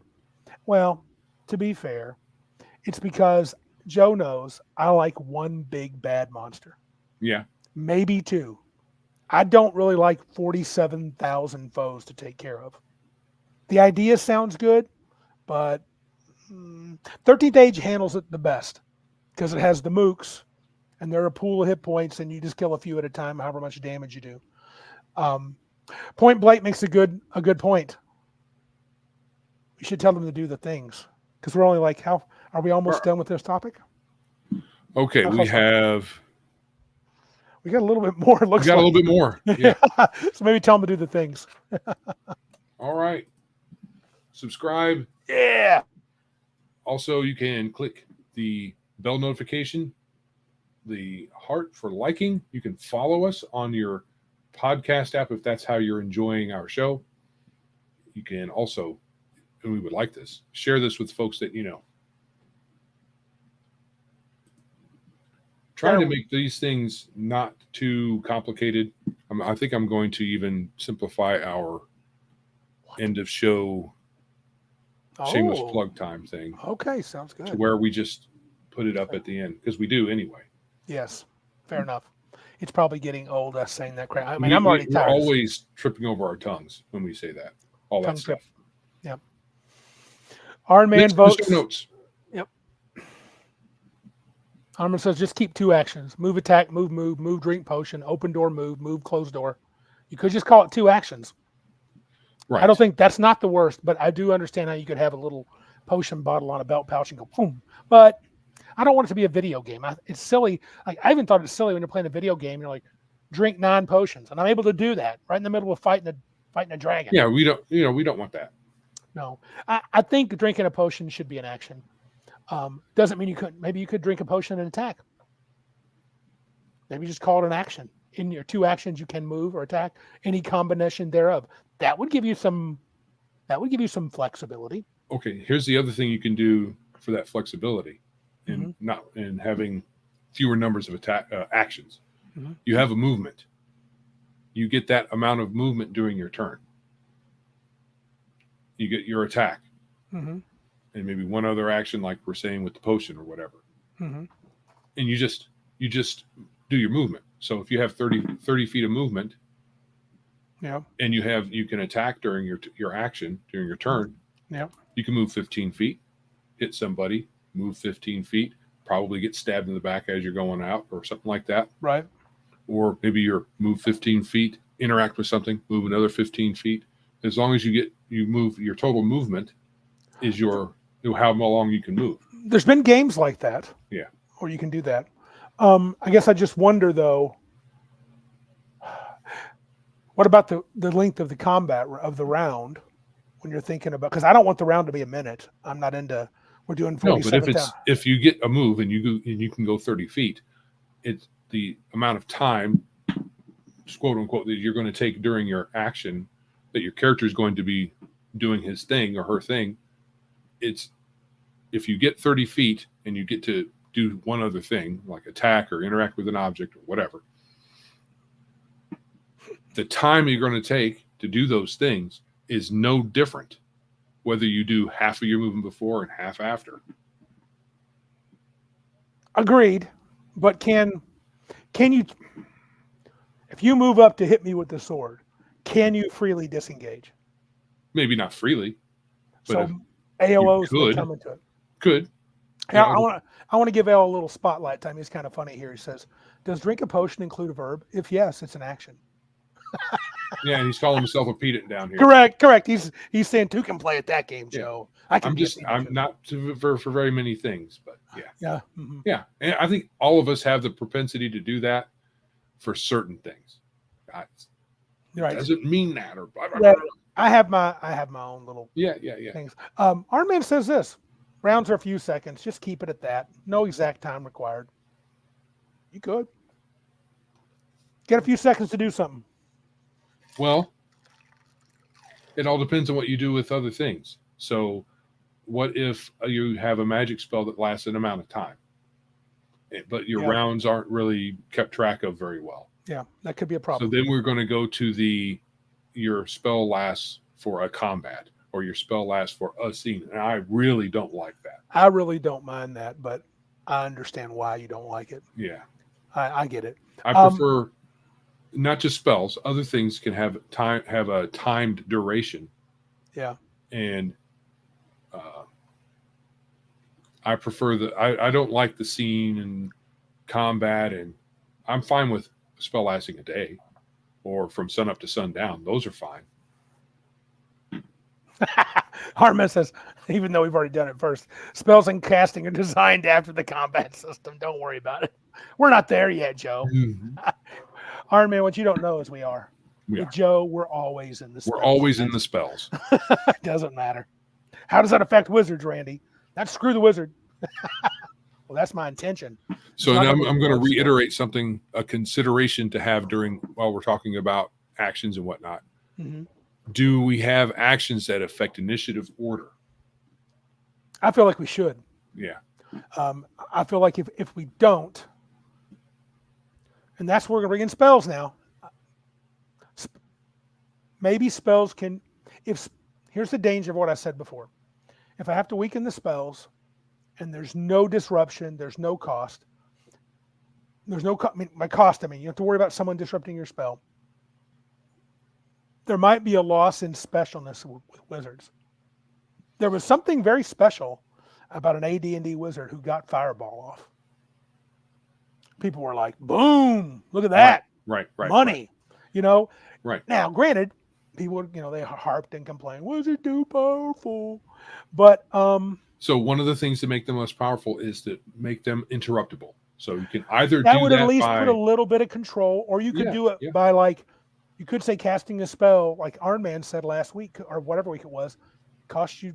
You're going to need another action. It's going to cost you both that your could actions, be it, and or it's going to cost you 3 actions. Yeah. Can't go to the next turn. If it takes you a long time to cast it, that's someone can have the time to come up there and stick their knife in your face, or they could be nearby and just waiting for you to start casting. Doesn't matter whether there's a fireball or a light spell. That dude starts casting, I'm going to start stabbing. So, and then you have that chance for it to be interrupted. So there's ways to do this in either case. So yeah, and I saw Our man brought something up. Oh, because you can have combat rated spells in other categories. Combat rated spells are a few seconds to cast. Yes. We're not talking about casting time here for me when we're talking about that. We're talking about how long they last once you've cast them. Yeah. Bruce has showed up. Bruce Lombardo, welcome. How can I turn this into a conversation about how you as a referee or DM can make this game about bringing the superior advanced bestiary into play? By just doing that. Well, I'm sure that they have some sort of advanced monster concept that increases their attacks per round, or some other combat thing. They can, instead of just using their claws, they can use a sword or something like that. Yeah, I think it would be fun if you could adjust your initiative somehow. Now, if we're going to do something like Horde where you go around the table, that can get a little weird. Yeah. Right? You got to get up and move your seat. So I guess we got to decide. Yeah. So, yeah. I'd rather have something where you can change it. They don't have a way for you to do that. Right. Now, you could do it. You could use their system to have. I think we can do it both. Go around the table. Right. Hey, I'm going to interrupt that. Okay. But then you revert back to your order and table. You get skipped that turn. Yes. But next turn you do normal. Yeah, you could do that. I think that could work. That could work. I agree. All right.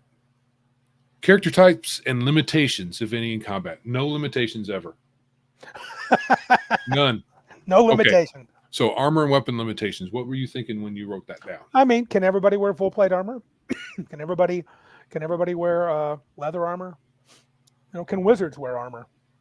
Okay, I'm going to say anybody can wear any armor. Okay. You can put it on. It can go on you. Sure. Right? Now, the way some games and D&D has handled it is you have to have proficiency with that armor. To me, wearing a gambeson, you don't necessarily, that doesn't make sense. I'm trained with wearing a gambeson. It's just clothes. Okay. It's tough clothes. What kind of training do you need? That's weird. So I think there would have to be some other way to limit it than proficiency. I mean, even armor, like plate armor, you might need to familiarize yourself with how it feels to move around. Mm-hmm. We've all seen the YouTube videos where you've got some super athletic dude with full plate armor doing handstands and backflips and climbing and doing all kinds of things. The way that traditionally games have handled armor is that it limits you in your dexterity-based skills. And sure, even those guys, those super athletes, they go in a pond with that armor, and they're going to drown because it's heavy. And you can't athletic your way out of that. Right. But I just think the way armor has been handled with the character types and how do you limit it and all that stuff, I think they've just chosen wrong paths. Okay. I'm not sure what to do about it. I'm not fully against a wizard wearing armor. I mean, especially the idea of magic armor. Right. That almost seems right. Right. And it's really the idea of the wizard wearing robes everywhere is kind of, in my opinion, kind of tired. Yeah, and you could, sure. I guess for me,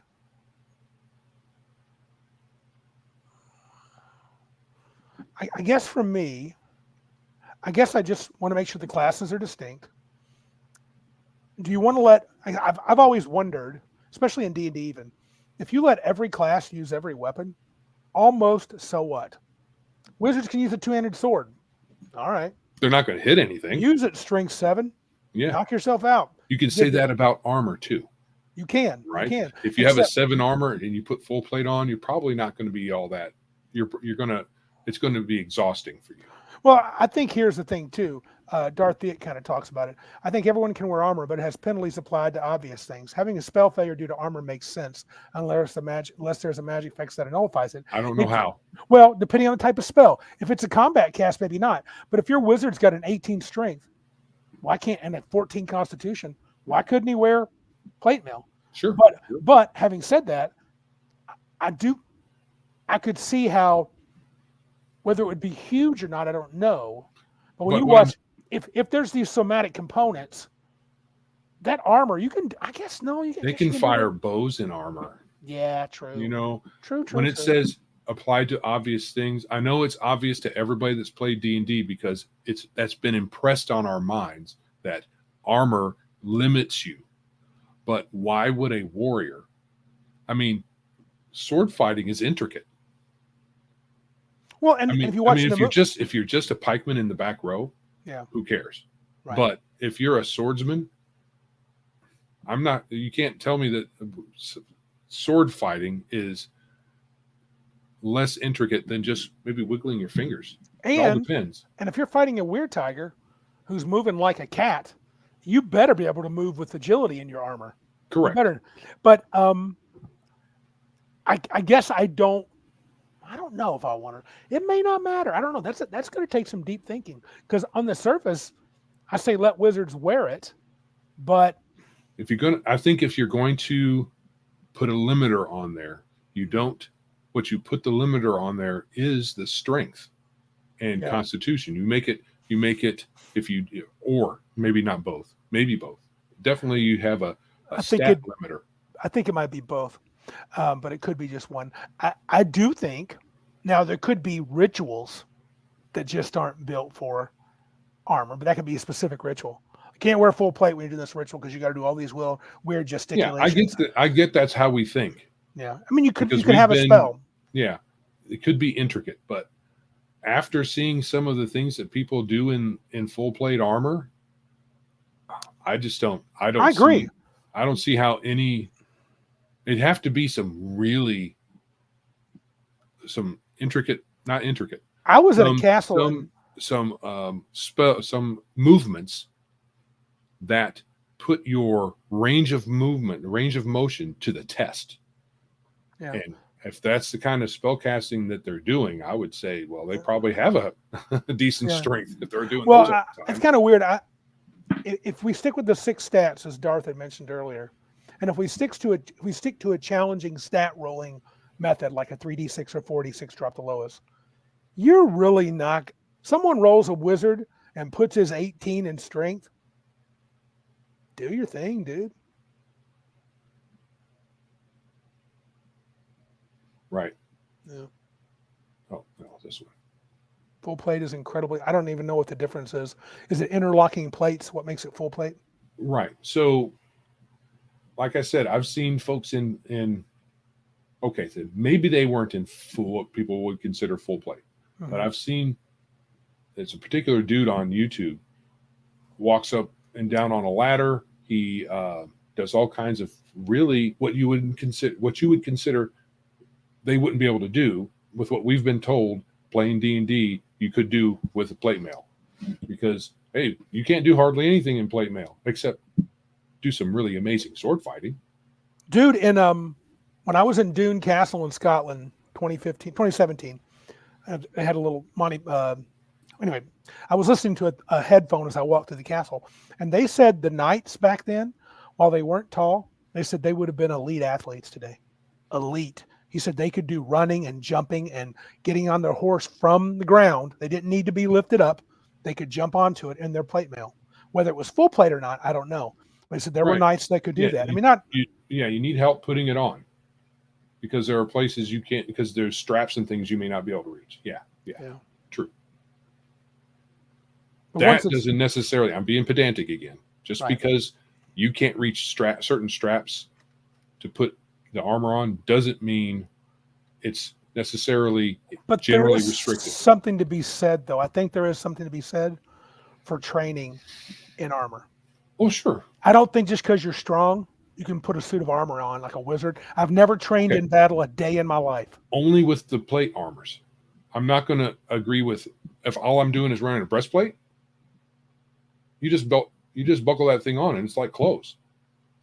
If it's a gambeson, same thing. It's just a shirt. I mean, it's stiffer and has metal bits sewn into it, but it's still just a shirt. Chain shirts are pretty heavy, though. I've had one on. No, not chain shirt. Oh. Gambeson. That's two different things. That's leather or it's cloth, thick cloth. Thick cloth with metal bits sewn in. And chain can be heavy. Yeah. But it's just chain clothes. But you have to get used to its weight. Yeah. Sure. Yeah. And you could just decide. And again, I've said this before. I think adventurers are made of sterner stuff. Mm-hmm. Mm-hmm. And so they're probably better than the average person. And they do have to fight. And even for wizards, they've learned to a certain degree how to handle themselves in a fight, even if it's handling it from the back, casting spells.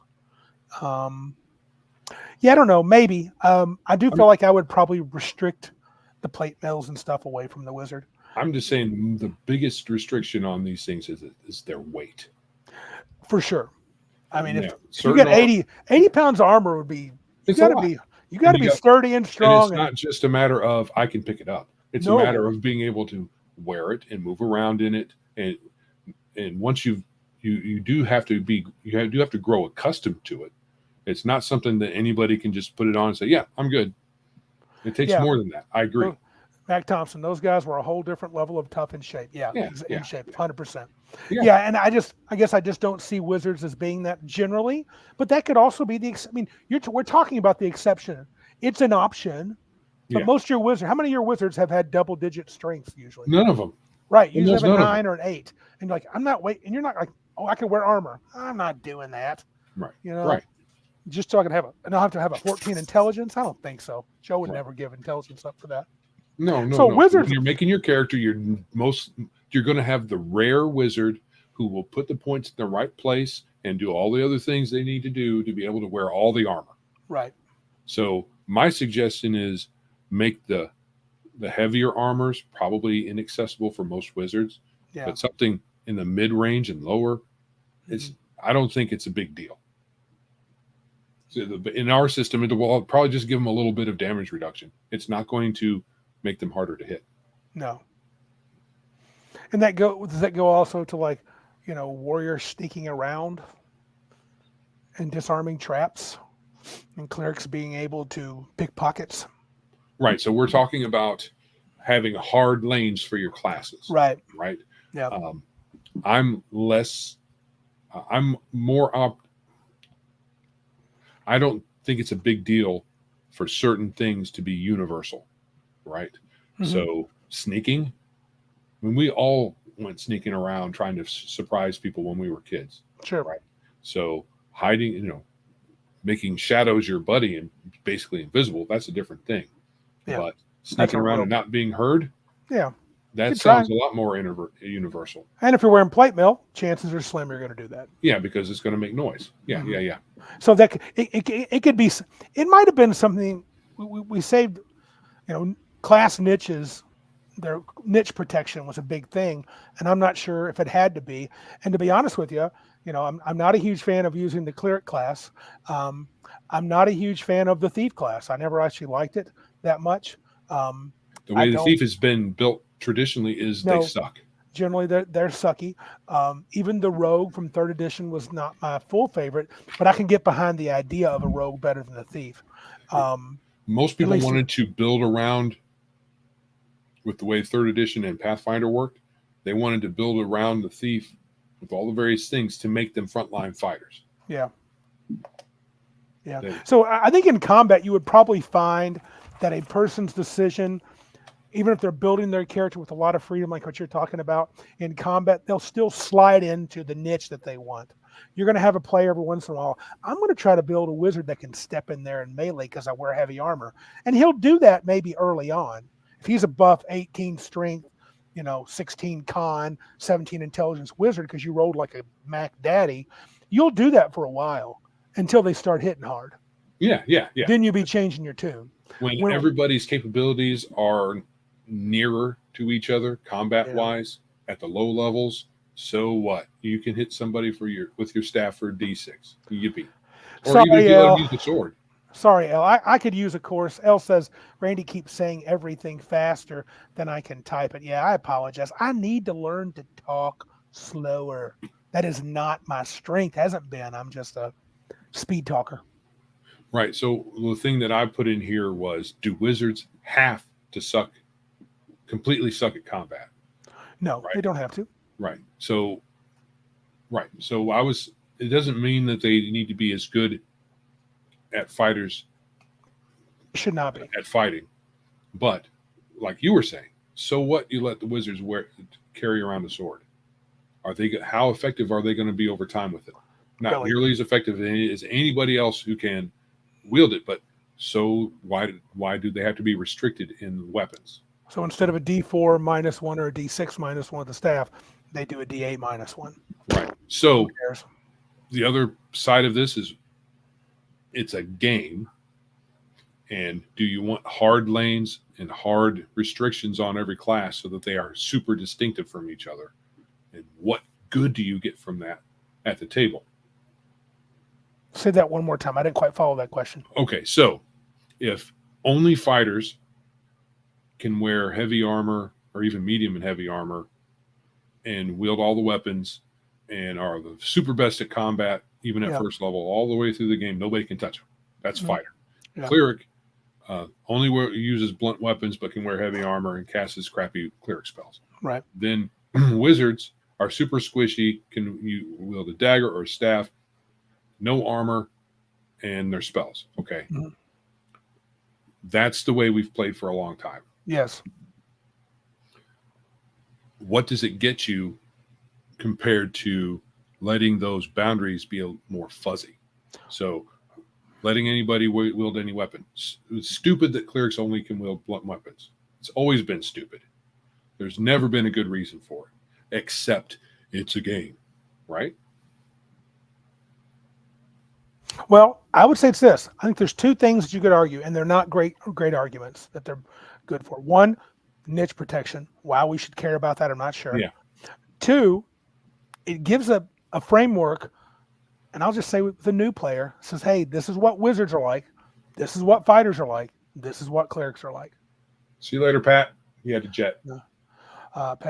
Let's see here. A minute ago, there's a comment that I thought was point blank said this.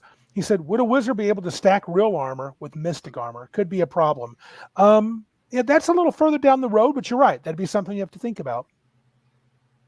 Right, because they have an armor spell. The way to solve that is giving them similar bonuses. Yeah. So they can't necessarily stack.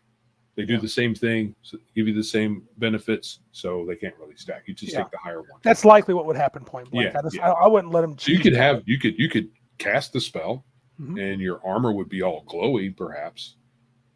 Maybe as a higher level version of that spell, it enhances any armor you wear. Could be a cool set of armor where there's robes that have that spell, mystic armor, permanently magicked on them. Right. That would be a very prized item for a wizard. Heck, that'd be a prized item for a fighter. Sure. How cool would that be? Yeah, this is what we were saying. Strength should be key to wearing heavy armor. 100%. Yeah, Max got it. I agree. Yeah, but I think Constitution would be over time. But it doesn't. It's dangerous when you have multiple stat requirements. If you're going to use a low end method of rolling stats, 3d6, because no one's going to have. I mean, you're going to have a rare character that's got 3 or 4 really good stats. But that could be a good thing. You could still have multiple stat dependencies. Yeah. Right. Yep. And especially with like armor, if you had multiple stat dependencies, and when you roll your stats or you determine your stats, you're not necessarily going to have more than one that's in the double digits or high enough double digits for it to matter. Mm-hmm. And then that could easily solve this issue. you might have someone who wants to roll until they get the right numbers, and that's a whole separate issue.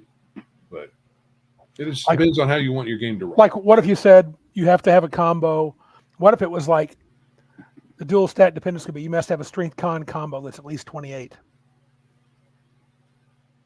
That'd be a 14 and a 14. You could say 14s, you can only wear plate mail if you get a 28. So you have a 16 and 12. You could have an 18 and 10. Yeah. But you could have a 14 and 14. That could be a fun way to do that. That could be some fun stuff. Sure. Yeah, I agree, Mac. He's saying over time, con would come into play. And so I'm saying blur that and just say your strength con combo have to be this. So you could compensate with a really high strength or compensate with a really high con. Or if we're going with the vitality wounds system, yep, we could easily segue what Mac is saying into that and say after X number of rounds fighting in that heavy armor, yep, you start taking vitality. Yes, true. That's not bad. Yeah. So can warriors sneak around? Yeah, if they're not wearing plate armor. Yeah. Armor that goes jingle jangle. And because the truth is, isn't it annoying when the group is trying to sneak up on something and you can't sneak because of the fighter? Right. And it would make sense and they probably should. And so the fighter goes, well, I guess I'll take my armor off. And it's like, okay, good. He should. And if he can still wear a certain type of armor and not make any noise, like maybe studded leather or, the gambeson or whatever doesn't really hurt him, that could be a reasonable thing as long as he's, I don't know. I don't know what I was thinking. I'm lost train of Ignore the man in front of the screen. I don't know what I was thinking. So the party gets screwed if they ever want to do stealth because of heavy armor guy. And that's okay. That's actually okay. I take it back. That's okay. So, and you don't need to worry about, well, my wizard has heavy armor. Well, dude, take it off. We're sneaking. Yeah. Fighter dude's wearing gambeson. Put your shirt on. Let's go. Put those stupid robes on. That's why he bought you another pair. Another set of robes. Yeah. Yeah. Did we cover the stuff under the initiative system? We talked a lot about initiative. Yeah, we talked a lot about initiative. Yeah. Fear of magic dominance. We talked a little bit about that. I have something. Need to. Yeah, I fear it. I think maybe with the disruption issue, I think we're going to play without it and just see what happens. Right, and I think I'm going to let This kind of is the same issue as balance. How much do we want balance, and are we going to even think about balance? Yeah. What's that? Max says, I don't know. It's getting complicated. Let's just throw dice and talk about chicks. Our man makes a good point. I don't disagree with this. Any adventurer should be able to hide, pick locks, check for traps, disarm traps. Yeah, maybe not with great aplomb all the time. Right. And this should be able to. I'm going to take that to mean it's an option you can decide for your character. Mm-hmm. Because not every character should be able to, but not necessarily every character will be able to. Because if I'm a wizard who's been stuck in a tower for 10 years studying musty tomes, I may not have picked up a lockpick. But over time, you might. Like if you're doing lots of dungeon delves. L counters, there's a counter proposal. He says, why not throw chicks and talk about dice? That's an option. I feel like we can get in trouble doing that, but it's a thing.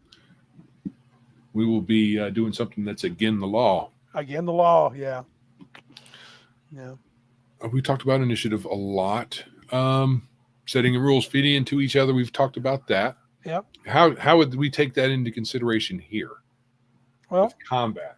I've always said especially the last 20 years, I don't care much for. I should say it this way: I find role-playing games where you don't get to fight to be a challenge to play more than a one-shot. Like, I don't think I could enjoy a Call of Cthulhu campaign. I say that always running, and going crazy. Maybe I could.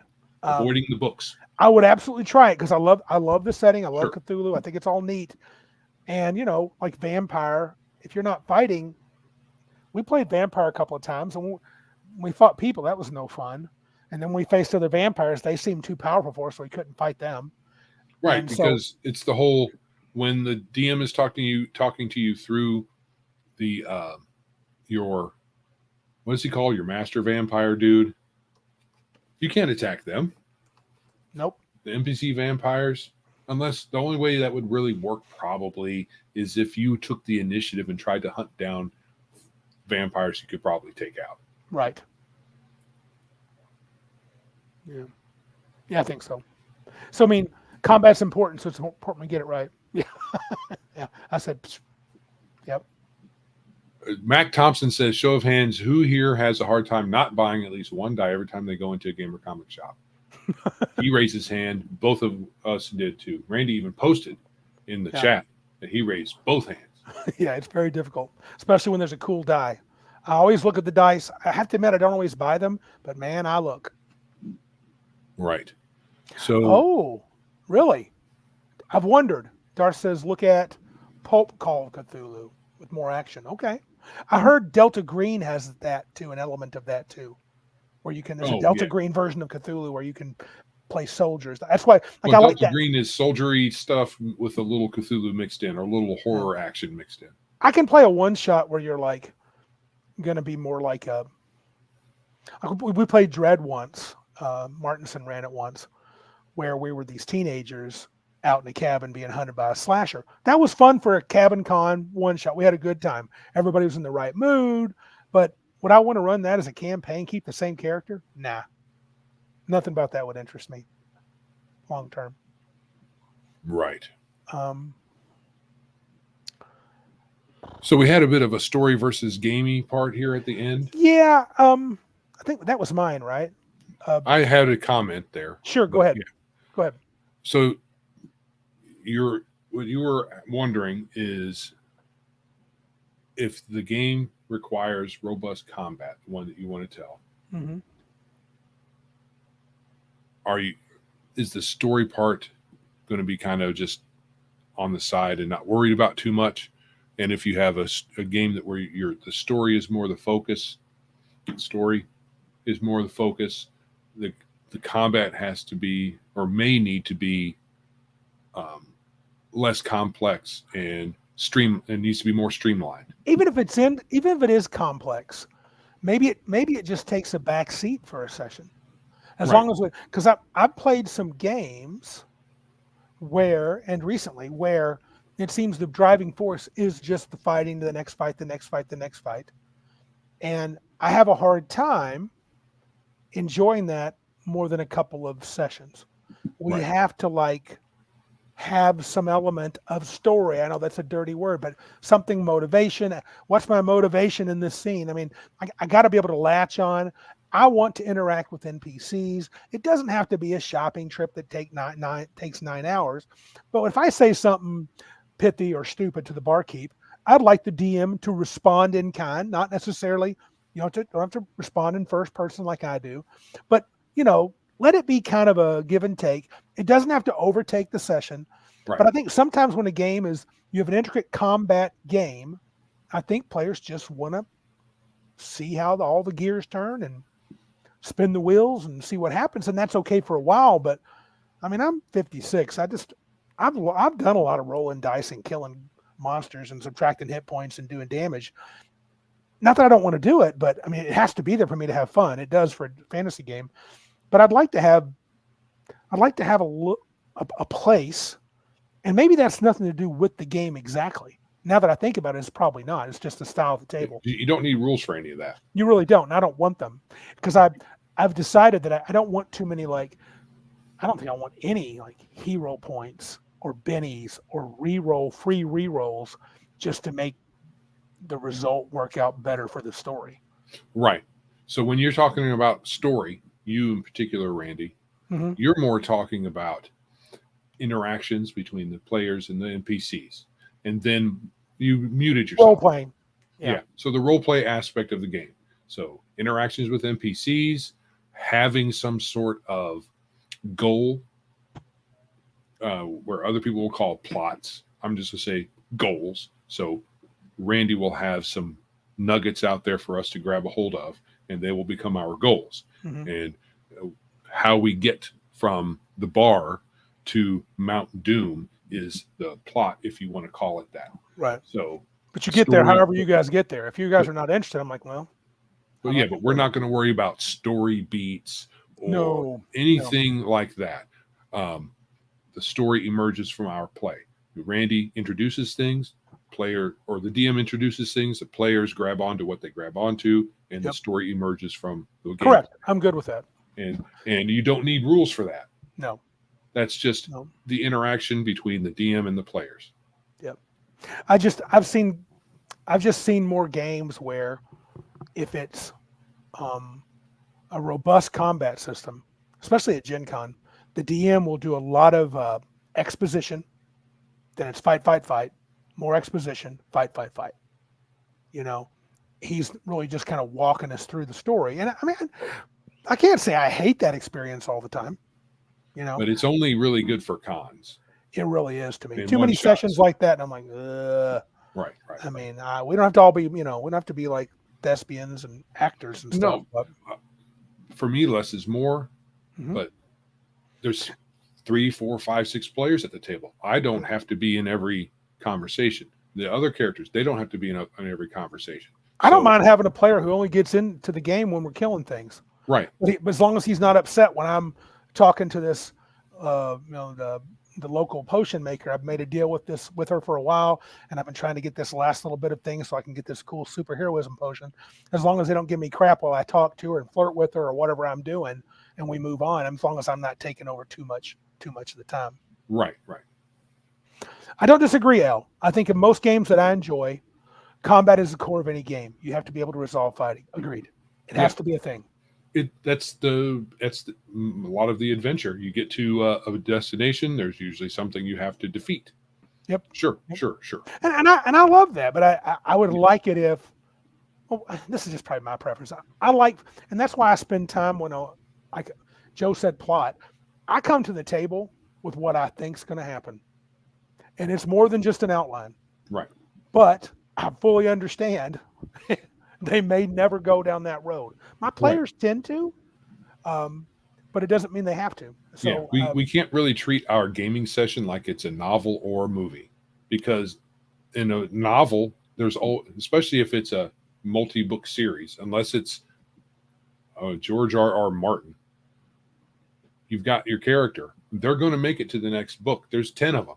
So they're not going to die. It's the interesting part is how they overcome the challenges. Right. In our hobby, is not a novel or a movie. So anybody can die, and everybody can die. All the characters can die, and you have to roll new characters. And whatever goal you guys the characters were going after, it might just bite the dust because everybody died at a TPK. And that's part of the game. So you can't have tight stories. You can't have tight plots. You can only have the story, if you want to call it that emerges from the table. But it helps me, whoever I think is going to be the master villain, or whoever's going to be the main bad guy in this session, I have to know more than just I don't have to. I like to know more that he's just some big dumb ogre. Right. Darth makes a good point. It backs you up. Darth says he was talking to a new GM the other day. I told him not to try and tell a story. Just create the environment for your players to create a story. I don't write a story. The players do. Yeah. Right. But it's okay if I envision, well, the wizard's doing this, the bad wizard's doing this because he's hoping the players will go here. And if they go here, then maybe they'll free this creature and he can capture it and he can go do this. It's okay if I have a plan, but it's even better when the players screwed up. Right. I mean, that's the best. And always make it more interesting. Right. Because they'll be like, oh, dude, I thought they were going to free that demon and he was going to capture it. They killed it. They freed it and they killed it. But there are 4, 5, 6 people at a table doing a thing. That will always go wonky. Right. Mm-hmm. You can't tell a reliable story. You can't expect to tell a reliable story where you have a protagonist. You've got 5 people, you got at least 4 people, maybe 3. It depends on what you're doing at your table. You got several people at the table. You can't have a protagonist. No. And I think we're getting off topic here. I think we talked about combat. Right. So setting and rules feed into each other. Combat is important for our game. It's a big part of the hobby. Yep. So if you don't have combat in your game, or it's a minor, thing, it's not really our hobby. It's a very different part of the hobby. Well, the story doesn't. We don't have to worry about story with the rules. No, at all. I do think I think the setting is important. For me, I have to be able to figure out why people are fighting each other, what they're fighting over, what's major motivations, what's the big back. That's for me. That's not for everybody else. Right. I like to have a setting that's well defined, even if I create stuff that I never use. It helps me DM better. It doesn't put my players in a box. Just I know what's around the corner a lot of the times, and I like that. So if we could summarize this combat mechanics thing, I think for me, I've concluded I need a faster, I want a smooth initiative system, one that doesn't take too long to adjudicate. I don't mind if initiative can be switched. I like your idea of I can jump out of this for one round, but I go back to my other set. That helps me say, okay, I can do the round the table thing for my old mind. I don't want players to be limited by classic class restrictions all the time. What else did I really latch on to? I'm not sure about the movement and actions yet, but there is something nice about just move and attack or do any order you want. What's that? Matt Thompson says, I think you guys should just run a Cthulhu game on Roll20 and invite me. Just saying. Joe, that sounds like right in your wheelhouse. Cthulhu? Yeah. Okay. I like the stories. Scary role playing is not up my alley because it's not scary. And I think I want the game to be pretty blood and bone. I want it to be deadly. I don't want every time you turn around to die, but I want you to feel like when you're in a fight, you're not just roll, take 2 hit points, roll, take 3 hit points. Should be dangerous, yes. But I think with the wound and vitality system, it would have to be such that I could maintain that. Maybe to maintain that dangerous part, we don't have to have 4,000 hit points. Characters with 300 hit points may not be required, but enough to survive and to do some things and maybe have a less chance of getting myrtleized when you're high level. Right. So if we got a game that it spans multiple levels, what dangerous means, yes, will change. It will change. Yeah. And the idea of here's a low level area, here's a high level area. Nah.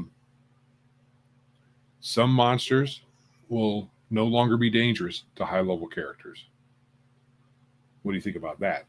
Because that's a D&D thing for sure. Say that again. Like without the advanced bestiary, which makes all monsters totally scary. Yeah. Right. Orcs are low level threats for the most part. For the most part, you might run into a few. You might run into one that's really awesome. You might run into a few that's an elite force. Maybe you might have a warlord or a witch doctor that's higher level. Or you might have a small band of orcs from a very large tribe, and they're like they're like an adventuring party, and they have powers and abilities like you guys. I mean, they're not for the players; they're the bad guys. And you're like, man, that especially if you've been kicking orcs' faces in from level 7 to 10, then all of a sudden you run into some orcs that are 9th level, and you're like, where do they come from? And how did that orc cast Fire Shield? Right. Yep.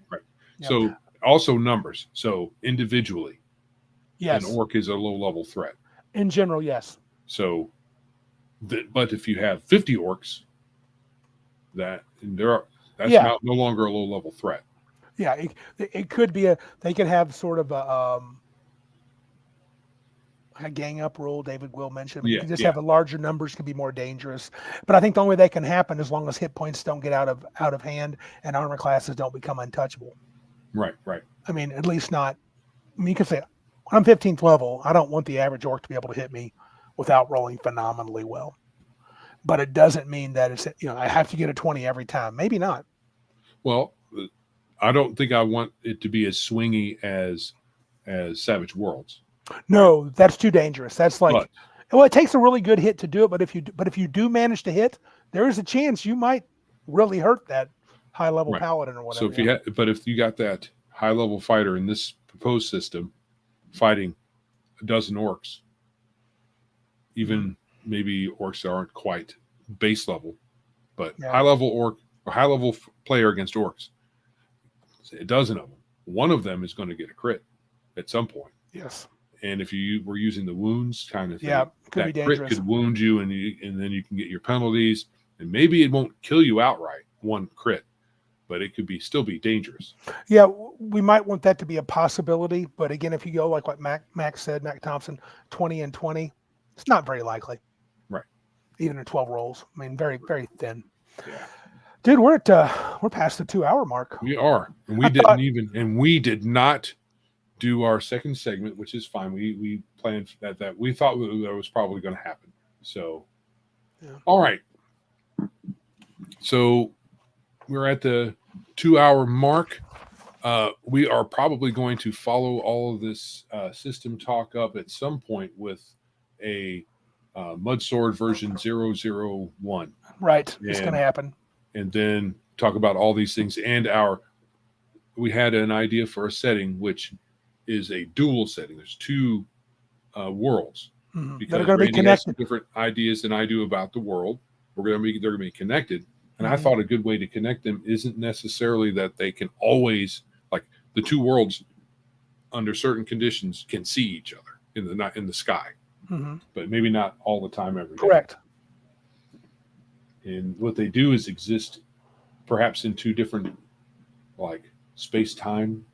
That would be, that's dimensions. Yeah, we should talk about that. Certain celestial events make them visible to each other and maybe reachable without. That could be a fun event in the campaign. Yeah. Max says, is there a Big Geek Discord server? Yes, there is. We have a Discord server for Biggest Geekus, and maybe you can share that with them, Joe. Is that possible? Pull that up. Yes, we don't check it like we should. Oh, Patty just confirmed, yes. I need to check Patty's message. I'm writing that down again. Oh, that's for me, actually. Oh, is it Patty's message? Okay. Yeah. Joe is checking for you, Patty, not me, which is probably good. Okay. Invite. Copy. Now let me see if this works. Oh, so you can place it. There. There is an invite right there. Yeah, Mac. Join us. Join us if you want to live. That's from Terminator. That's from Terminator, right? But follow me. Follow me if you want to live. That's when, yeah, right, exactly. I got my movie thing going. I'm really feeling. Remember, a few years ago when I went to Gen Con 50, I had the big nostalgia bug, and it lasted a long time. I'm still kind of. I'm leaving the. I don't want to say I'm leaving the OSR. I'm leaving the TSR editions a little bit now. But there for a long time, they were super into my zeitgeist for me. Now I'm feeling like I want to watch a bunch of old movies. So. Yeah. All right. So in the past, we have read off a bunch of links and stuff at the end of the show and fumbled over all the words and all of that. So we made the command decision today to stop doing that because at the end of the show, I put up all those links visually here. Yeah. Look at them. And they're going to be in the show notes, though I need to catch up on the show notes so that everybody can see all of them. So we'll just say, check the show notes for ways you can support the show. Boom. Yeah. Links in the show notes for ways to support us and places to find us. Yeah. There we go. There we go. There we go. We got it. Good. Yeah. Mac is in. Sweet. Mac is in. All right. Yeah. So you have anything else you want to say? I don't. So happy Thanksgiving, everybody. Yes. Happy Thanksgiving. Thanks for hanging out with us. Yeah. All right, guys. So that's going to be the end of the show. We will talk to you later.